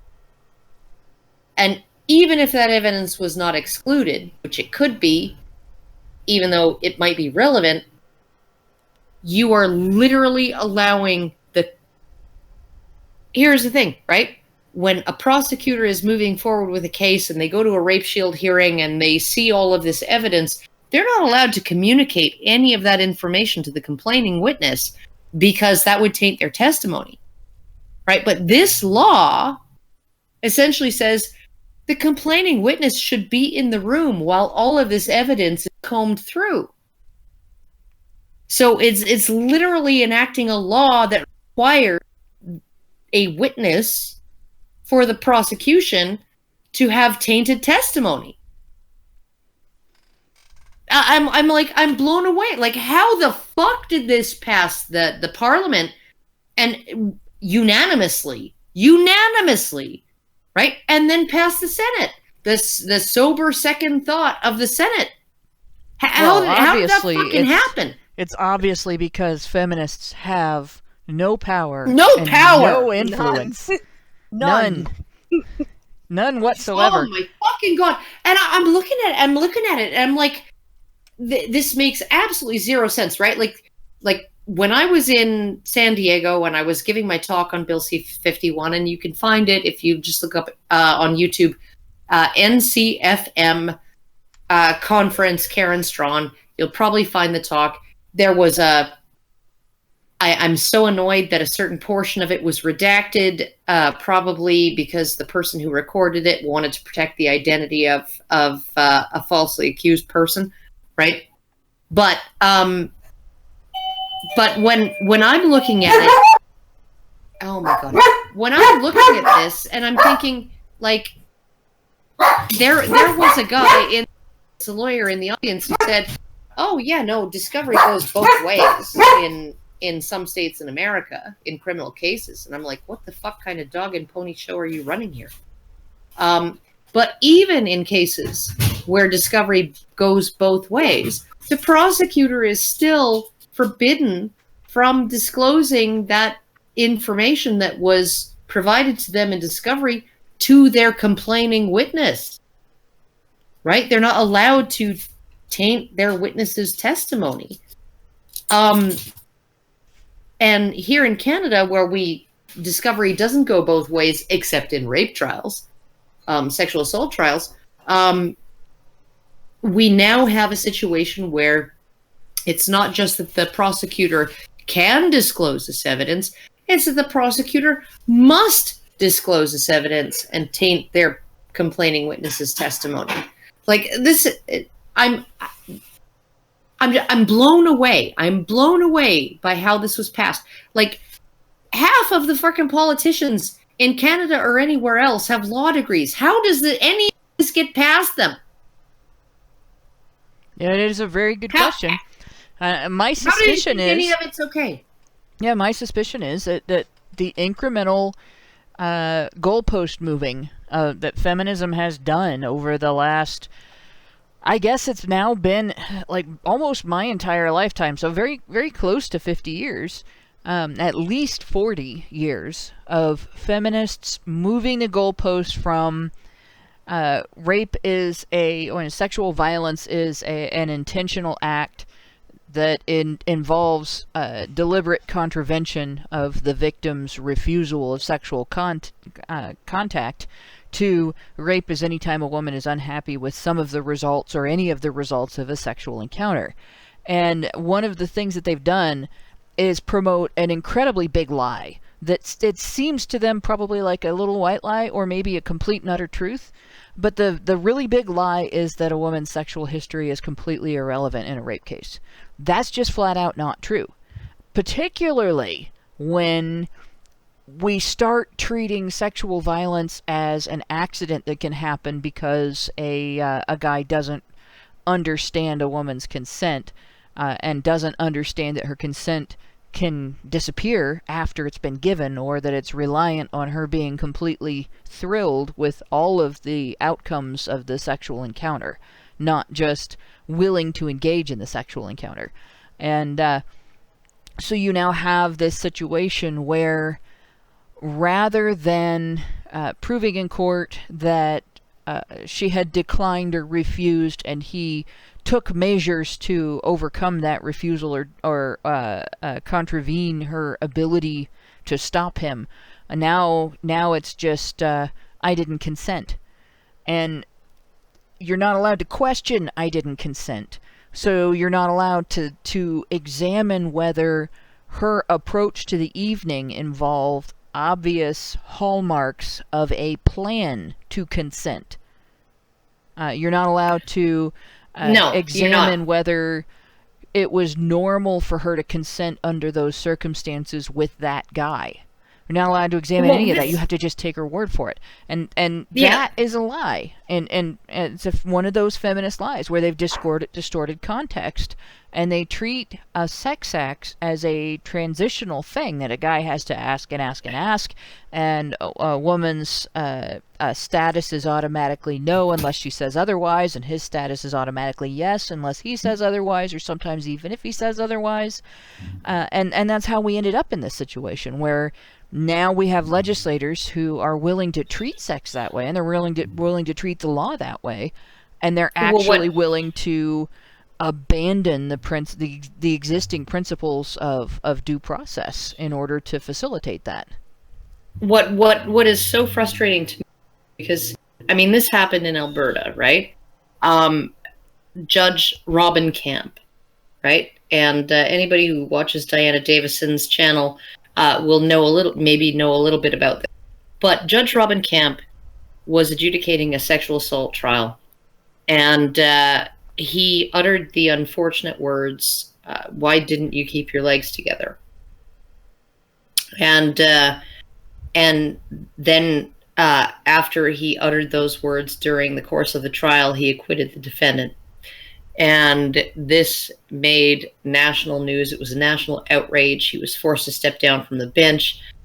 He ended up having to fight for his right to practice even as an attorney in the province because of this horrible thing that he said that proved that he had bought into rape myths, right? But if you actually go and you look at the transcript of the trial, right, what you find is, okay, so there are two versions of this story. Right? In the first version, right, the version that was supported by everybody but the complainant, including the other witnesses, including one of her female friends, right? The defendant and the complainant were at a house party in an apartment, and they and two other people went into the bathroom to smoke a joint, so the fan could carry away the smoke. And she and the defendant were getting frisky with each other and making out. And so one of the female friend asked, "Do you guys want some privacy?" And she said yes. And so the friend and the other person left the bathroom and left them to it. And then at some point, the defendant's brother walked in on them while they were in the shower. And then they kind of emerged from the bathroom, and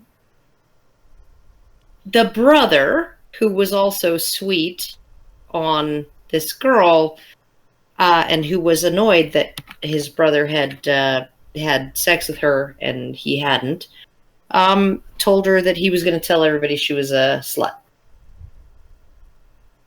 Okay? And this version of events was even corroborated by her own police statement, wherein she essentially said she was annoyed with the defendant's brother and the fact that he threatened to tell everybody she was a whore. And when they asked her about the actual sexual act, she said,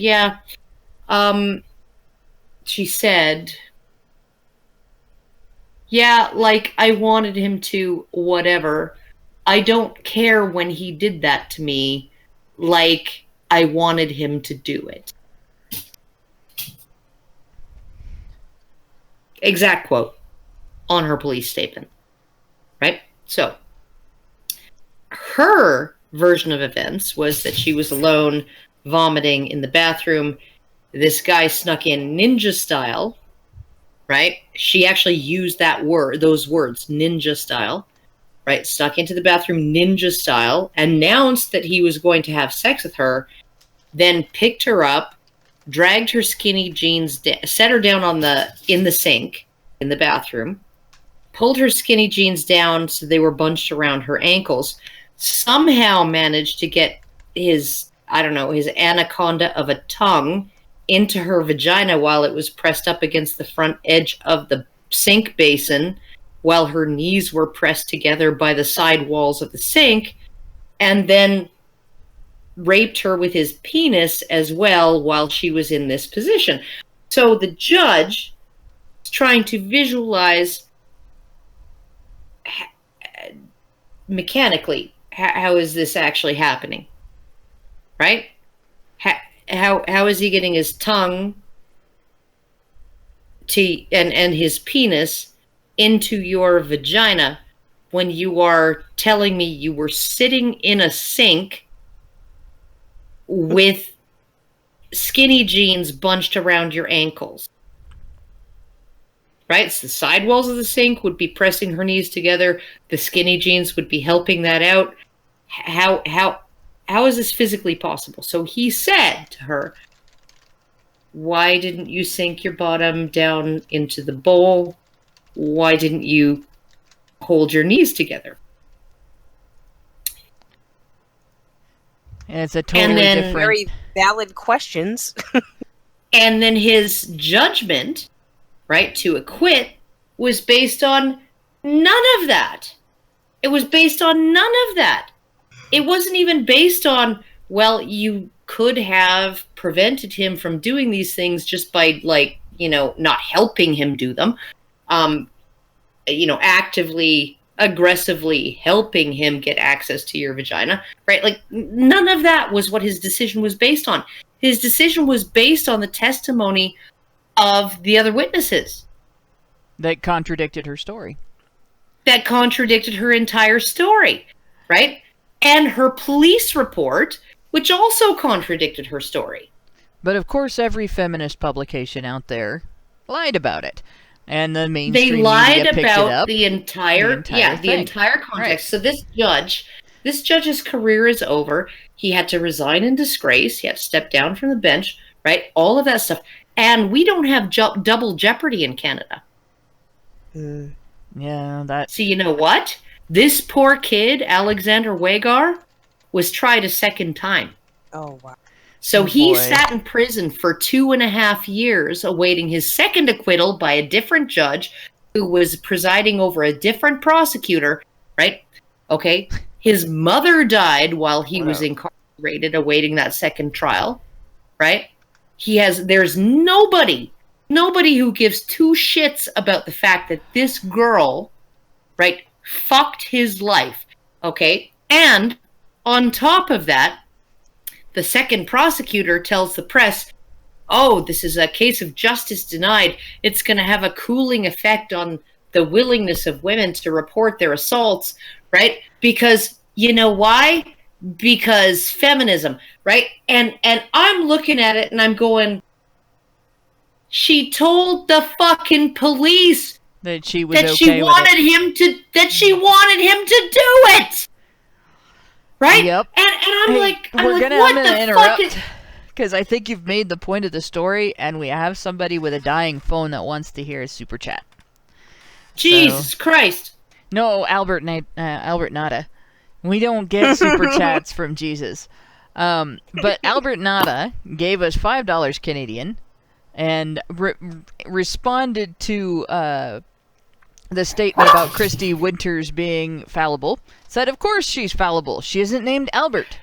P.S. Could Lauren B. read the Urban Dictionary's definition of Albert, please? So, Lauren, I have put a link in our chat, our live show chat, so for you to be able to read, if you are willing. I have an uncle named Albert, and this doesn't fit any of that. Well, let Lauren read it out, because nobody's going to know what you're talking about. All right, well, here we go. Albert. Albert is a relaxed, cool, sexy, smoking hot dude that will fall in love with instant that you will fall in love with instantly, but don't want to fuck or just make him pissed or you out. What? Albert can also be sweet, nice, and loving. It is very easy to fall in love with him. I don't get this.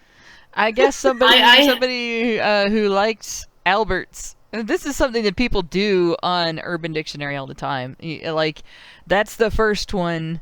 There's a bunch of them that are like that. If you look up any name on Urban Dictionary, there will be multiple definitions for that name written by people who either love or hate somebody with that name. Or All who I gotta have that say name. is, all I gotta say is the only Albert I know is he's goofy. He has a cheesy mustache. He embarrasses his teenage grandchildren by essentially when they go to the mall, he's like, "Hey, it's Victoria's Secret. Let's go inside and look at things." And he asks riddles like, "What time is it at the North Pole?" and "What's a quarter plus a quarter?" And you can never get the answer right because that's how the jokes are designed.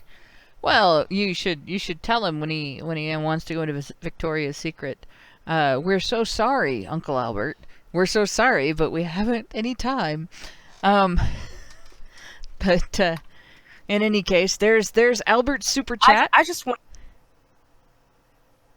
I just want to know how is if Albert is so relaxed and he's smoking hot, how and you fall in love with, how do you not want to fuck him? That's a good question. No, you don't want to fuck with him. Oh, Okay. yeah, you don't want to fuck with. Yeah, you don't want to make him mad. Okay. Or make him pissed. Okay, dog. We have frightened the dog. I'm gonna throw one of my socks at you. So while I'm Stop on the it. super chats, I'm going to get Mr. Roboto's because I skipped his to make the correction about the communications major actually being a philosophy major. Mr. Roboto gave us $2 and says, "Hi, Hannah, Karen, and everyone. PhDs are good things." My answer to that is it depends on the subject, PhD. the PhD. Like I said, I think PhDs in chemistry are great. I think PhDs in communications are completely unnecessary and mostly worthless. It just really, really depends. Like, obviously, if you are going to be a school administrator, you want to have a PhD in education. If you're going to teach first grade, you just need your teaching certificate and you want to actually be a great teacher. So You know, I would go even further than that and say, even if you want to be a school administrator, you don't necessarily need a have PhD. to, right? Experience makes a major difference. Yeah, but I mean, like, credentialing is one of the. This is one of the things that's actually really disturbed our economy, right? Is that it costs money to get credentials, right? And credentials are not necessary in all cases, right? So I have this friend in British Columbia, and he has essentially driven a grader for 35 years. He has built logging roads for 35 years, right? And every 2 to 3 years, he has to go through some kind of, he has to write a written test, right? To, essentially evaluate his knowledge of safety practices and things like that. And he also goes through an evaluation where they look at how he's been doing for the last however many years and whether there have been any accidents and, what's the quality of his work and all of that, right? And he's worked for several multinational logging companies building these roads that access loggers to the actual trees that they're cutting down, right? Okay, so then he applied for a job in Fort McMurray, driving a grader to build roads that access him to the oil sands. And he was told that not only would he have to go and get a high school diploma, which he didn't have, but he would also have to pay $65,000 to get certified as a heavy equipment specialist. Wow. To be able to do what he's been doing all of his life. All of his life, Yeah. right? Since he dropped out of school in grade 10 and went to work out in the bush, right? So you're literally, what you're doing is, when the bachelor's degree is the new high school diploma. You need a bachelor's degree to work at Starbucks, right? And you're going to need a 2-year freaking technical degree to wash dishes at a freaking Denny's, right? Because everybody needs their credential, right? And so what you're doing by doing this is, because not everybody is suited to go to university. I'm sorry, they're not. Not everybody is suited to go into some kind of technical training program or whatever, right? Some of us, right? And I'm not saying, I'm one of those people who was suited to go to university, but other people are too dumb, right? I'm saying that I tried university twice. I dropped out twice in the first semester. I hated every minute of it. It was not suited to me. And I resent the idea that in order to wait tables at some restaurant, I need to, I would need to be credentialed in some way. Yeah, right? I think the idea is pretty. And there's a lot to it that you don't need credentials even to understand things that people think you need credentials to understand. And regarding the administrator thing, actually, going back just at my school, the best administrators in the school system were people who had been school teachers for years, and then after so many years of working directly in the classroom with the students, became principals or vice principals and then moved up from there. They weren't people who came in from college with a PhD or a master's or whatever and got the job. And and that's I've seen that pretty much everywhere. And the only place that you really need something like that is where you have, like with medicine, you have anatomy and physiology to study. There's a reason for a formal education in that. You have early childhood development and everything with education, but when my father went to school, they didn't do that. Teachers went to a school called a normal school. It was actually called a normal school. That's the name of the school. And they didn't learn 4 years worth of early childhood education, and this is how a rubric works, and this is how you design a lesson plan and all that. They went to school for like 6 weeks, and they learned how to use textbooks, and they learned some methods for education. And then they went out into the classrooms and they taught the kids that grew up to become the school teachers for my generation. And my generation grew up with this idea that you have to have a 4-year degree to be a good teacher, and you have to have a 4-year degree to be a good reporter, and you have to have a 4-year degree to be a good business manager. In a world where the vast majority of people who did those jobs had never had to have 4-year degrees. It's absolutely, it's ridiculous. Like you look at certain things, certain trades, right? They're, plumbing, electrician, mechanics, all of those things, right? My dad spent very, very little time in a classroom. He spent most of his time doing hands-on as an apprentice, and then he became a journeyman, and then had his career as a mechanic, right?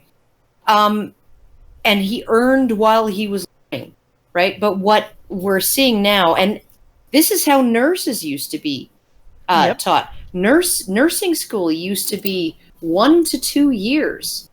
1 to 2 years out of your life, right, to learn the basics of nursing, right? How to inject into a vein, how to start an IV, how to do how to do these things, how to wipe an ass, right? Like, because you can't figure that out on your own. Like I'm looking at it like, we have this thing, right? And Bill Burr once famously described it as the most difficult job on the planet. Right? Yeah. Okay. Being a mother. Okay. And I'm thinking, I didn't have to take any courses for that. Right? And I have these 3 kids plus 2 stepsons whose lives are being shaped by me. Right? And I never had to take any courses. I didn't even have to finish high school to do that. Right? Yeah. And I'm still qualified, right? Unless I prove myself incompetent. And then I'm thinking to myself, right, like we have a situation where we have such degree inflation that you literally are going to have somebody having to have a 2-year degree to do dishwashing at a truck stop in Lloydminster, right? I'm sorry, but like that's not necessary. That's just that's cashing in, right? That's forcing people to pay to educate themselves in ways that they could do by earning on the job. Well, and in addition, it's really narrowing the job market because, again, there are some people that aren't going to be able to earn those degrees. What's really dumb about it, it used to be if you had a 2 to 4 year degree, a place that just wanted a bottle washer, wouldn't hire you because you're overqualified and you might want too much pay. So what's going to happen or you're overqualified and you're gonna, the minute you get a better job opportunity, you're gonna take off. Yeah. And so what's gonna end up happening is now, I'm not a big fan of the existence of a minimum wage to begin with, because the truth is, if the job market was allowed to correct itself, if employers had to compete for employees, in a great job market like we have now, there's not going to need to be a minimum. The minimum basically is a tool for employers like gas stations and department stores to say, well, this is all we have to pay, and that's it. Whereas if they're competing for employees, they're going to have to offer incentive. Come work for us and not somebody else. Well, if you have a situation where employees have to get degrees and they're going to have to pay off college loans, and they're going to feel prestigious because they have degrees, even if all they do is wash dishes in the kitchen of a restaurant or a truck stop or a gas station, they're going to demand higher pay than the job is worth, and employers are going to eliminate those positions. Like, one of the big fears that the wealthy left-wing talking heads, particularly Silicon Valley, has said, and they keep arguing for universal welfare based on this big fear, is that jobs like that are going to be eliminated, replaced by robots or other, electronic means, and then we're going to end up in a situation where people who cannot develop a higher level of skill are just going to be out. They're not going to have jobs, and there aren't going to be jobs available for them. So they have this fear, right? But that condition, you have to have a degree to be a dishwasher, that's going to create that situation. Agreed. And then you have Amazon, Jeff Bezos, right, saying Amazon wants to train 1 million coders over the next 10 years. Well, why the fuck do you think he wants to do that? Maybe it's so that there's more coders than jobs. Well, I mean, in all honesty, we talk about how men falling out of favor in jobs, things like that.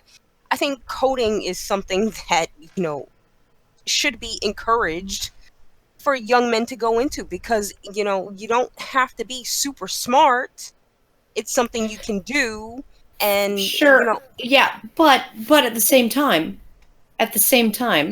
right? If I need a piece of code written, I can just outsource it to somebody in Bangalore, right? If I need my toilet fixed or my sewer augured, which I needed today, right?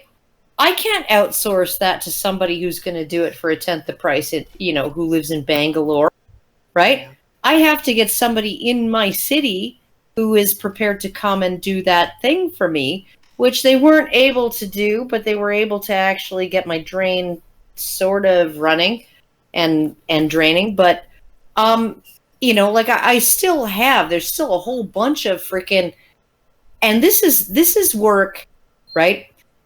That is not going to be able to, it's going to be 50 years or more, right? Before actually augering my sewer line is going to be something that a robot could do. Yeah. Right? If not, if ever. As far as my kids are concerned, I have always, because I saw this issue coming with the self checkouts and the kiosks, the electronic kiosks at McDonald's and all of that stuff, right? I saw that coming like 10 years ago. And I was like, go get yourself a trade. Go get yourself a trade. Go get yourself some kind of thing that can't be done by robots or by somebody in Bangladesh or, wherever who's on the phone with you and just is writing, some lines of code and then emailing that to you. Yeah. Right? Because it's just there's no when you're looking at the issue with, you only have to pay somebody in Bangalore, India, or in Bangladesh or whatever, a tenth of what you would have to pay somebody here, right? And this is work that they can do remotely. I'm sorry, but why would, and the whole idea of Bezos saying, we want to train 1 million coders. Yeah, why does he want to train 1 million coders? Well, I think it's, in part, it's kind of that thing where we had in Alberta where the government said we're going to have a shortfall of 60,000 engineers given our public works projects that we're projecting over the next 10 years. We're going to have a shortfall of 60,000 engineers. And so what did the universities in Alberta do? They opened up 120,000 spots in engineering programs. So now they have double the engineers they need. So half those engineers are going to graduate for and they're not going to have jobs. And what happened here in Dayton with massage therapy was kind of like that. Every school in the area has a massage therapy program. So every school in the area is churning out, and they all tell students, like, they're churning out massage therapists like McDonald's churns out cheeseburgers, okay? And they're telling the students, you can work anywhere you want with this kind of job. Massage therapists are needed everywhere. They want them on cruise ships. They want them in, massage therapy clinics. They want them in hospitals, everywhere, right? Airports, yeah. Airports, yeah. So you could do this anywhere. Well, they didn't finish the sentence with except Dayton, Ohio, where we're churning out massage therapists like cheeseburgers, so nobody in this area can get a job in this field because all of the places that would hire you have already got so many applicants, they don't have any openings at all. Yeah. And they also do not tell their students that for the most part, places that are hiring massage therapists are not just going to judge you by your skills. They're also going to judge you by your appearance and your gender.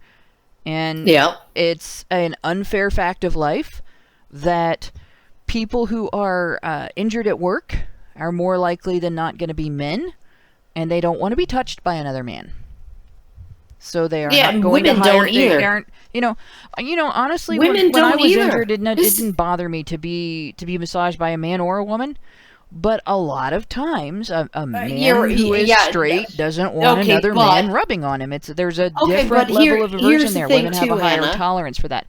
But there are... Hannah, you're not normal, Hannah. No. You're not normal. The problem isn't that women don't want to be massaged by a man. It's that women don't want to be massaged by a man who isn't hot and named Raul or something, right? And then you have the problem that men who do this job are at risk of false allegations. So there are a lot of places that are just going to like, nope, we're not going to hire a man to do this job. Listen, any job any job where people are getting up in your space, in your personal space, so dental hygienist, Right. Massage therapist, any of that, right? Both men and women say that they would rather have a woman do that work. See, Both men and women, right? And women may be like, okay, I'm willing to make an exception for like the frickin' Raoul guy. Yeah, the hot guy named Raoul. Like right? a model for romance novel covers, right? Okay, she may be willing to make an exception for him, but if she doesn't have access to Raoul, if she only has access to average-looking women and average-looking men, she's going to go for a woman. Yeah. See, right? my position was I just wanted somebody to help me be able to walk again without, feeling like my my entire right leg was going to fall off. There you go. Physiotherapist so, yeah, it makes too, a big right? difference there, right? And massage therapy is a form of physical therapy. But that situation led to a lot of people in this area, my husband being one of them, ending up with degrees that they couldn't use to get a job. And it was a really rotten situation for them. And you had that. My husband has 2 degrees. He has that, and he is also a certified auto technician, which he really didn't need a degree to know how to do that, but he would have needed a degree to get a job in the field. Right? Yeah. And it's really dumb. He's been working on cars since he was 12.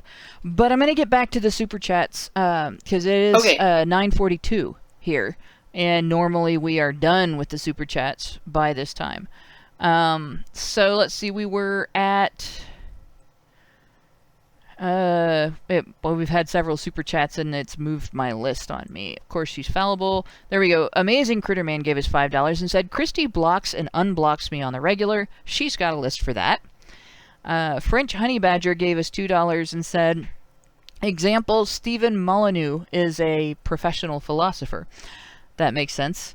Fillerator gave us $10 and said, Canadian $10 and said, actually, Hannah, there are a lot of jobs for philosophy, BAs at least, ranging from IT to sales to civil servants. I actually kind of looked that up, and according to study.com, which I don't know if they're a great source on this or not, but they went with PhD. I looked up PhD there. And 10% are post-secondary education administrators, 10% of PhDs in philosophy, 12% are post-secondary philosophy teachers, so you have 22% in education, 23% are market research analysts, so you have, and then 2% are survey researchers and 3% are political scientists. The bottom earning level is the survey researcher at $54,000. The top earning level is the political scientist at $115,000. I don't know what they do that's worth that much money, but okay. So basically, there are jobs. I think post-secondary education administrators and philosophy teachers. Well, philosophy teachers, of course, if you get a degree in philosophy, becoming a philosophy teacher is an option, right? But yeah, about half of them are in education, or in fact, the majority of them are in education or market research analysis. And actually, that doesn't add up to 100%. So I'm not quite sure where the rest of those end up, and that the source for that is the Bureau of Labor Statistics. So I'm wondering if there are PhDs in philosophy that are unemployed or just unaccounted for.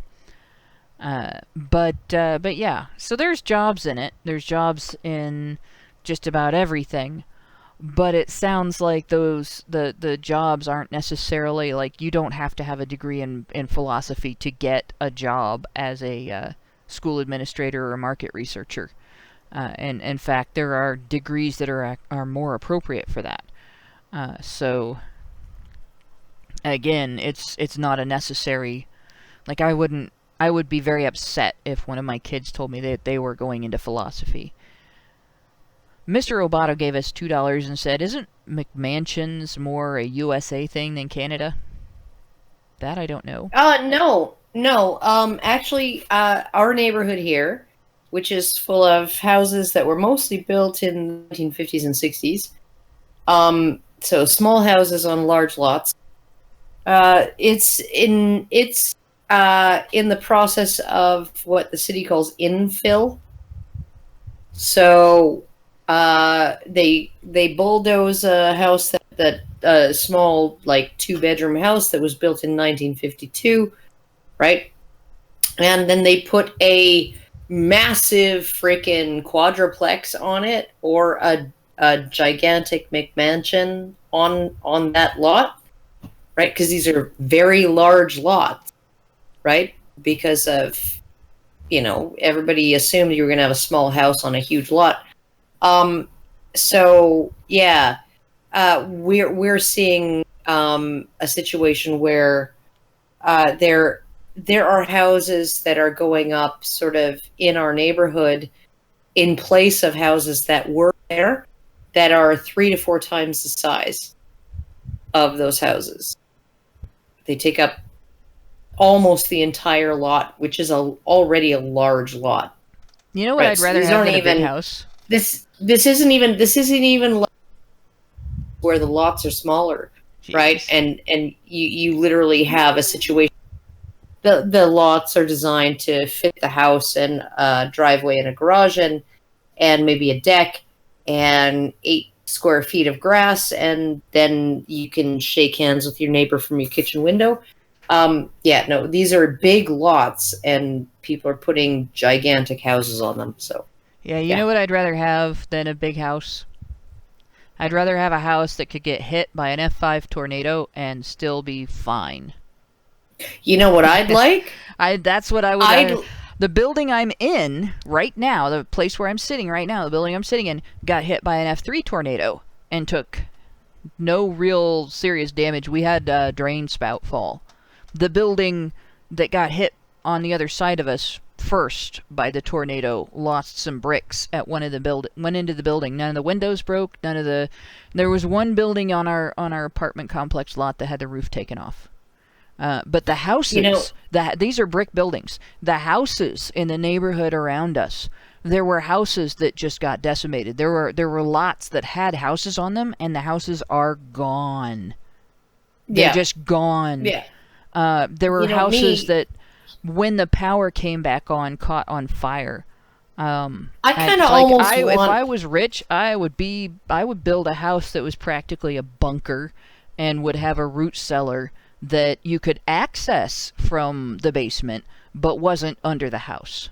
Because I also watched Twister, and I saw that scene with the house that fell into the basement, and I don't want that to happen either. Well, with me, I don't need a giant house. I just need a house where I can flush my toilet and the stuff goes down. Yeah, a house with a kitchen and a bedroom and a living room, and that would be great. If you want an office, maybe. That's it. And that if there's a tree whose roots are getting into my sewer pipe, okay, all right, the tree is actually my tree and not my fucking neighbor's tree. Yeah, that was another one when which I can't freaking do anything about. After the tornado here, I'm on my way home from work the day after. And I pull in, and there had been a tree in our in the yard out in front of the building that we're in the lee of, in comparison to the direction the tornado came from. There had been a tree knocked down in that yard, and all night at work I kept thinking, I don't remember there being a tree in that yard. I come home and I look, no tree stump. There was a tree in the yard, no tree stump. Felt like we were in Kansas. Lauren. We knocked Lauren out. I think she's asleep. Yeah. We put her to sleep. Oh my God. Lauren to sleep. Okay. This is the tornado talk. You need Tornadoes to mute are boring. her. Yeah, I'm going to have to. I can fix that. We'll just turn that way down. Now nobody can hear Lauren. Yeah, there we go. Like, honestly, I have fallen asleep near the end of the show myself. Well, we've been on for 3 hours. No, Yeah. almost 3 hours. So- 2.5 hours. Yeah. So, anyway, and the show's been on for 2 hours and 20 minutes. But we have a question really quick. Who's going to the MRA conference in Chicago? And of course, I think all three of us are going to be there. Lauren has talked about being there. I'm sure we are, yeah. So I'm emceeing. Yeah. I'm That'll be emceeing fun. in the keynote in the main room, right? Because there's going to be 2 or 3 rooms where things are going on. But so in the sort of the, I guess the room, I was relegated into the secondary room at Cafe's national conference this last time. And also, if they did, I don't know if they filmed my presentation. If they didn't, I will put up a version of it on my channel, because I think it's actually quite, I had a cultural anthropologist and several other people who were like, "Oh my God, that was amazing." So there you go. But I'm going to be emceeing. Hannah's going to be, I'm sure, taking pictures and wandering around and a few being different involved functions. in a whole bunch of different things. I'm just going to be emceeing because I told Alison, I'm either going to present or I'm going to MC. Which do you want? I'm not going to do both. And she said, "Okay, MC." And I'm like, "Okay, I'll say all kinds of insulting, horrible things about our speakers." And they will enjoy every minute. That's my job. That's my job as an MC, to inform everybody as to what horrible people our speakers are. And but essentially, I think most of us. I know that Mike Stevenson is going to be there. Brian's obviously going to be there because it's in Chicago. Yeah, Brian's going to be there, and there are going to be like all kinds of people who, you may not recognize them. You won't recognize them from YouTube, right? But you might recognize them from the Red Pill. But like people like Harry Crouch, Mark Angelucci, these are people who have actually, Harry Crouch and Mark Angelucci are the people who have successfully led a lawsuit against the male-only selective service in the United States. Yep. They have succeeded at every single time there's a motion for summary dismissal. They have managed to succeed in pushing the case forward to a higher level. So, I mean, like, there are going to be people who you maybe they don't have like a massive profile, but they are definitely people that you should listen to. You should that you can learn things from, and they're often the people who are really they take what we do is we raise public awareness and we sort of get some public support behind us, and then they take that and they translate it into testimonies before Congress and lawsuits and all kinds of other things, right? So that don't get as much, I guess, publicity as we do, but actually get the work done. These are the people who actually do what Christie accused us of illegally doing, right? They actually, but they're doing it legally. Are paid. They are paid to lobby, right? They are registered lobbyists. They do go to Capitol Hill and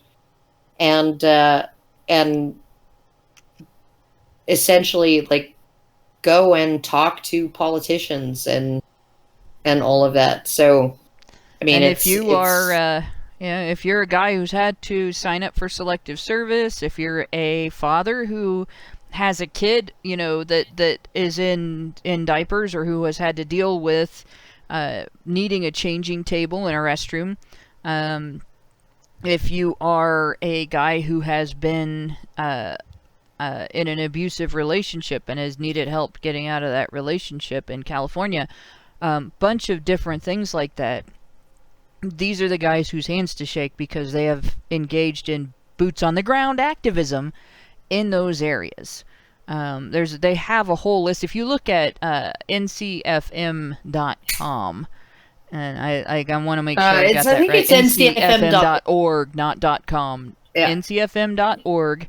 If you look at the page, you like click on somewhere in here. They have successes listed, or testimonials.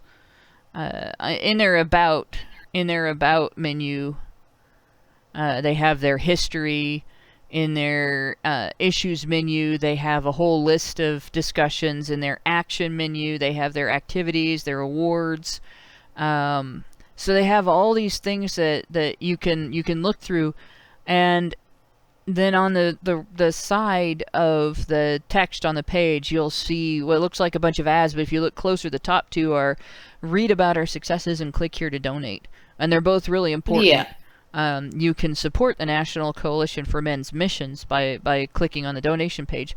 Read about their successes. They have a huge list that goes back several years of their successes. And when you hear one of their feminists, successes, when you hear feminists say that MRAs don't do anything, tweet that page at them. Send that page to them on Facebook. Tell them about the stuff that the National Coalition for Men has done. Yeah. No, and here's the thing too, right? You know, like one of the things that Harry was that they managed to successfully do was when they found out that Singapore Airlines had a policy of moving adult male passengers to a different seat if they happen to be seated next to an unaccompanied minor. They sent a strongly worded, very legalese letter to Singapore Airlines saying, if you do this, you're in violation of UNRRA, which is California's equality legislation, essentially, right? And non-discrimination legislation. And so you are actually risking your ability to do business in California, to land your planes in California. And Singapore Airlines immediately changed their policy. Now, but here's the thing, right? Because I was just at CAFE's national conference, the Momentum Conference, just this last weekend. And one of the delegates who attended this conference showed me a video that he took on his phone of him being asked to move seats on an Air Canada flight. He was flying from California to this conference, and he was asked to move seats by Air Canada flight crew because he was seated next to an unaccompanied minor, and he was male. It's a really dumb policy, too, because, honestly, the people most likely to help a child, if there is an emergency on the plane, the people most likely to think of the child before themselves are men. Regardless, right? It's in violation of UNRRA. So I essentially, we were having lunch, and he showed me this video, and I was like, who the hell is this? And he's like, that's me on the flight here, right? And I was like, what the? And I said, you need to get in touch with NCFM. And NCFM will get in touch with Air Canada. And they will tell them what they need to do, right? Which is, it's not okay to have this policy and do business in California.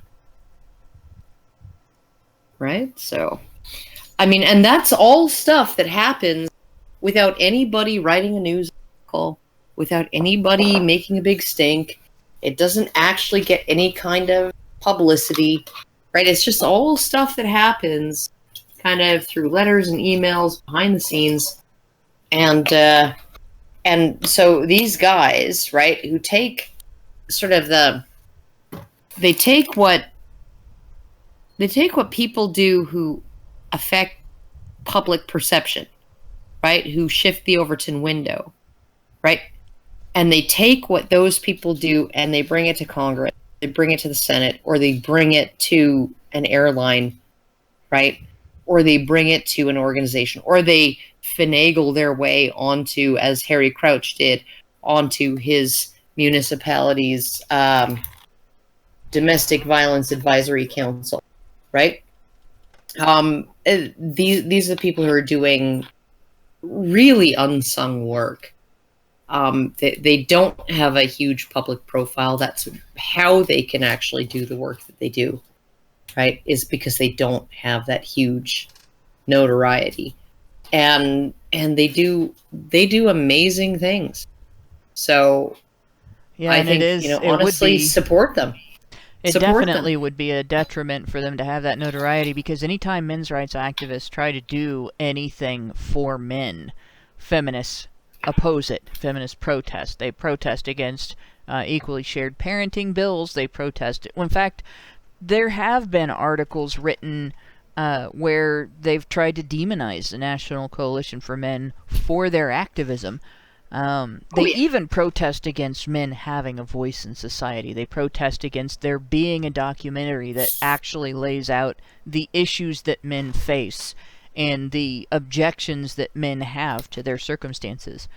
So, of course, if men fight for things like equal treatment in family court and equal treatment under criminal law, equal benefits under policies that actually use the tax dollars that mostly come from men to support people in distress, all of those things, the feminists stand up and fight against those things rather than honestly standing side by side with men who fight for those things and actually supporting that equality.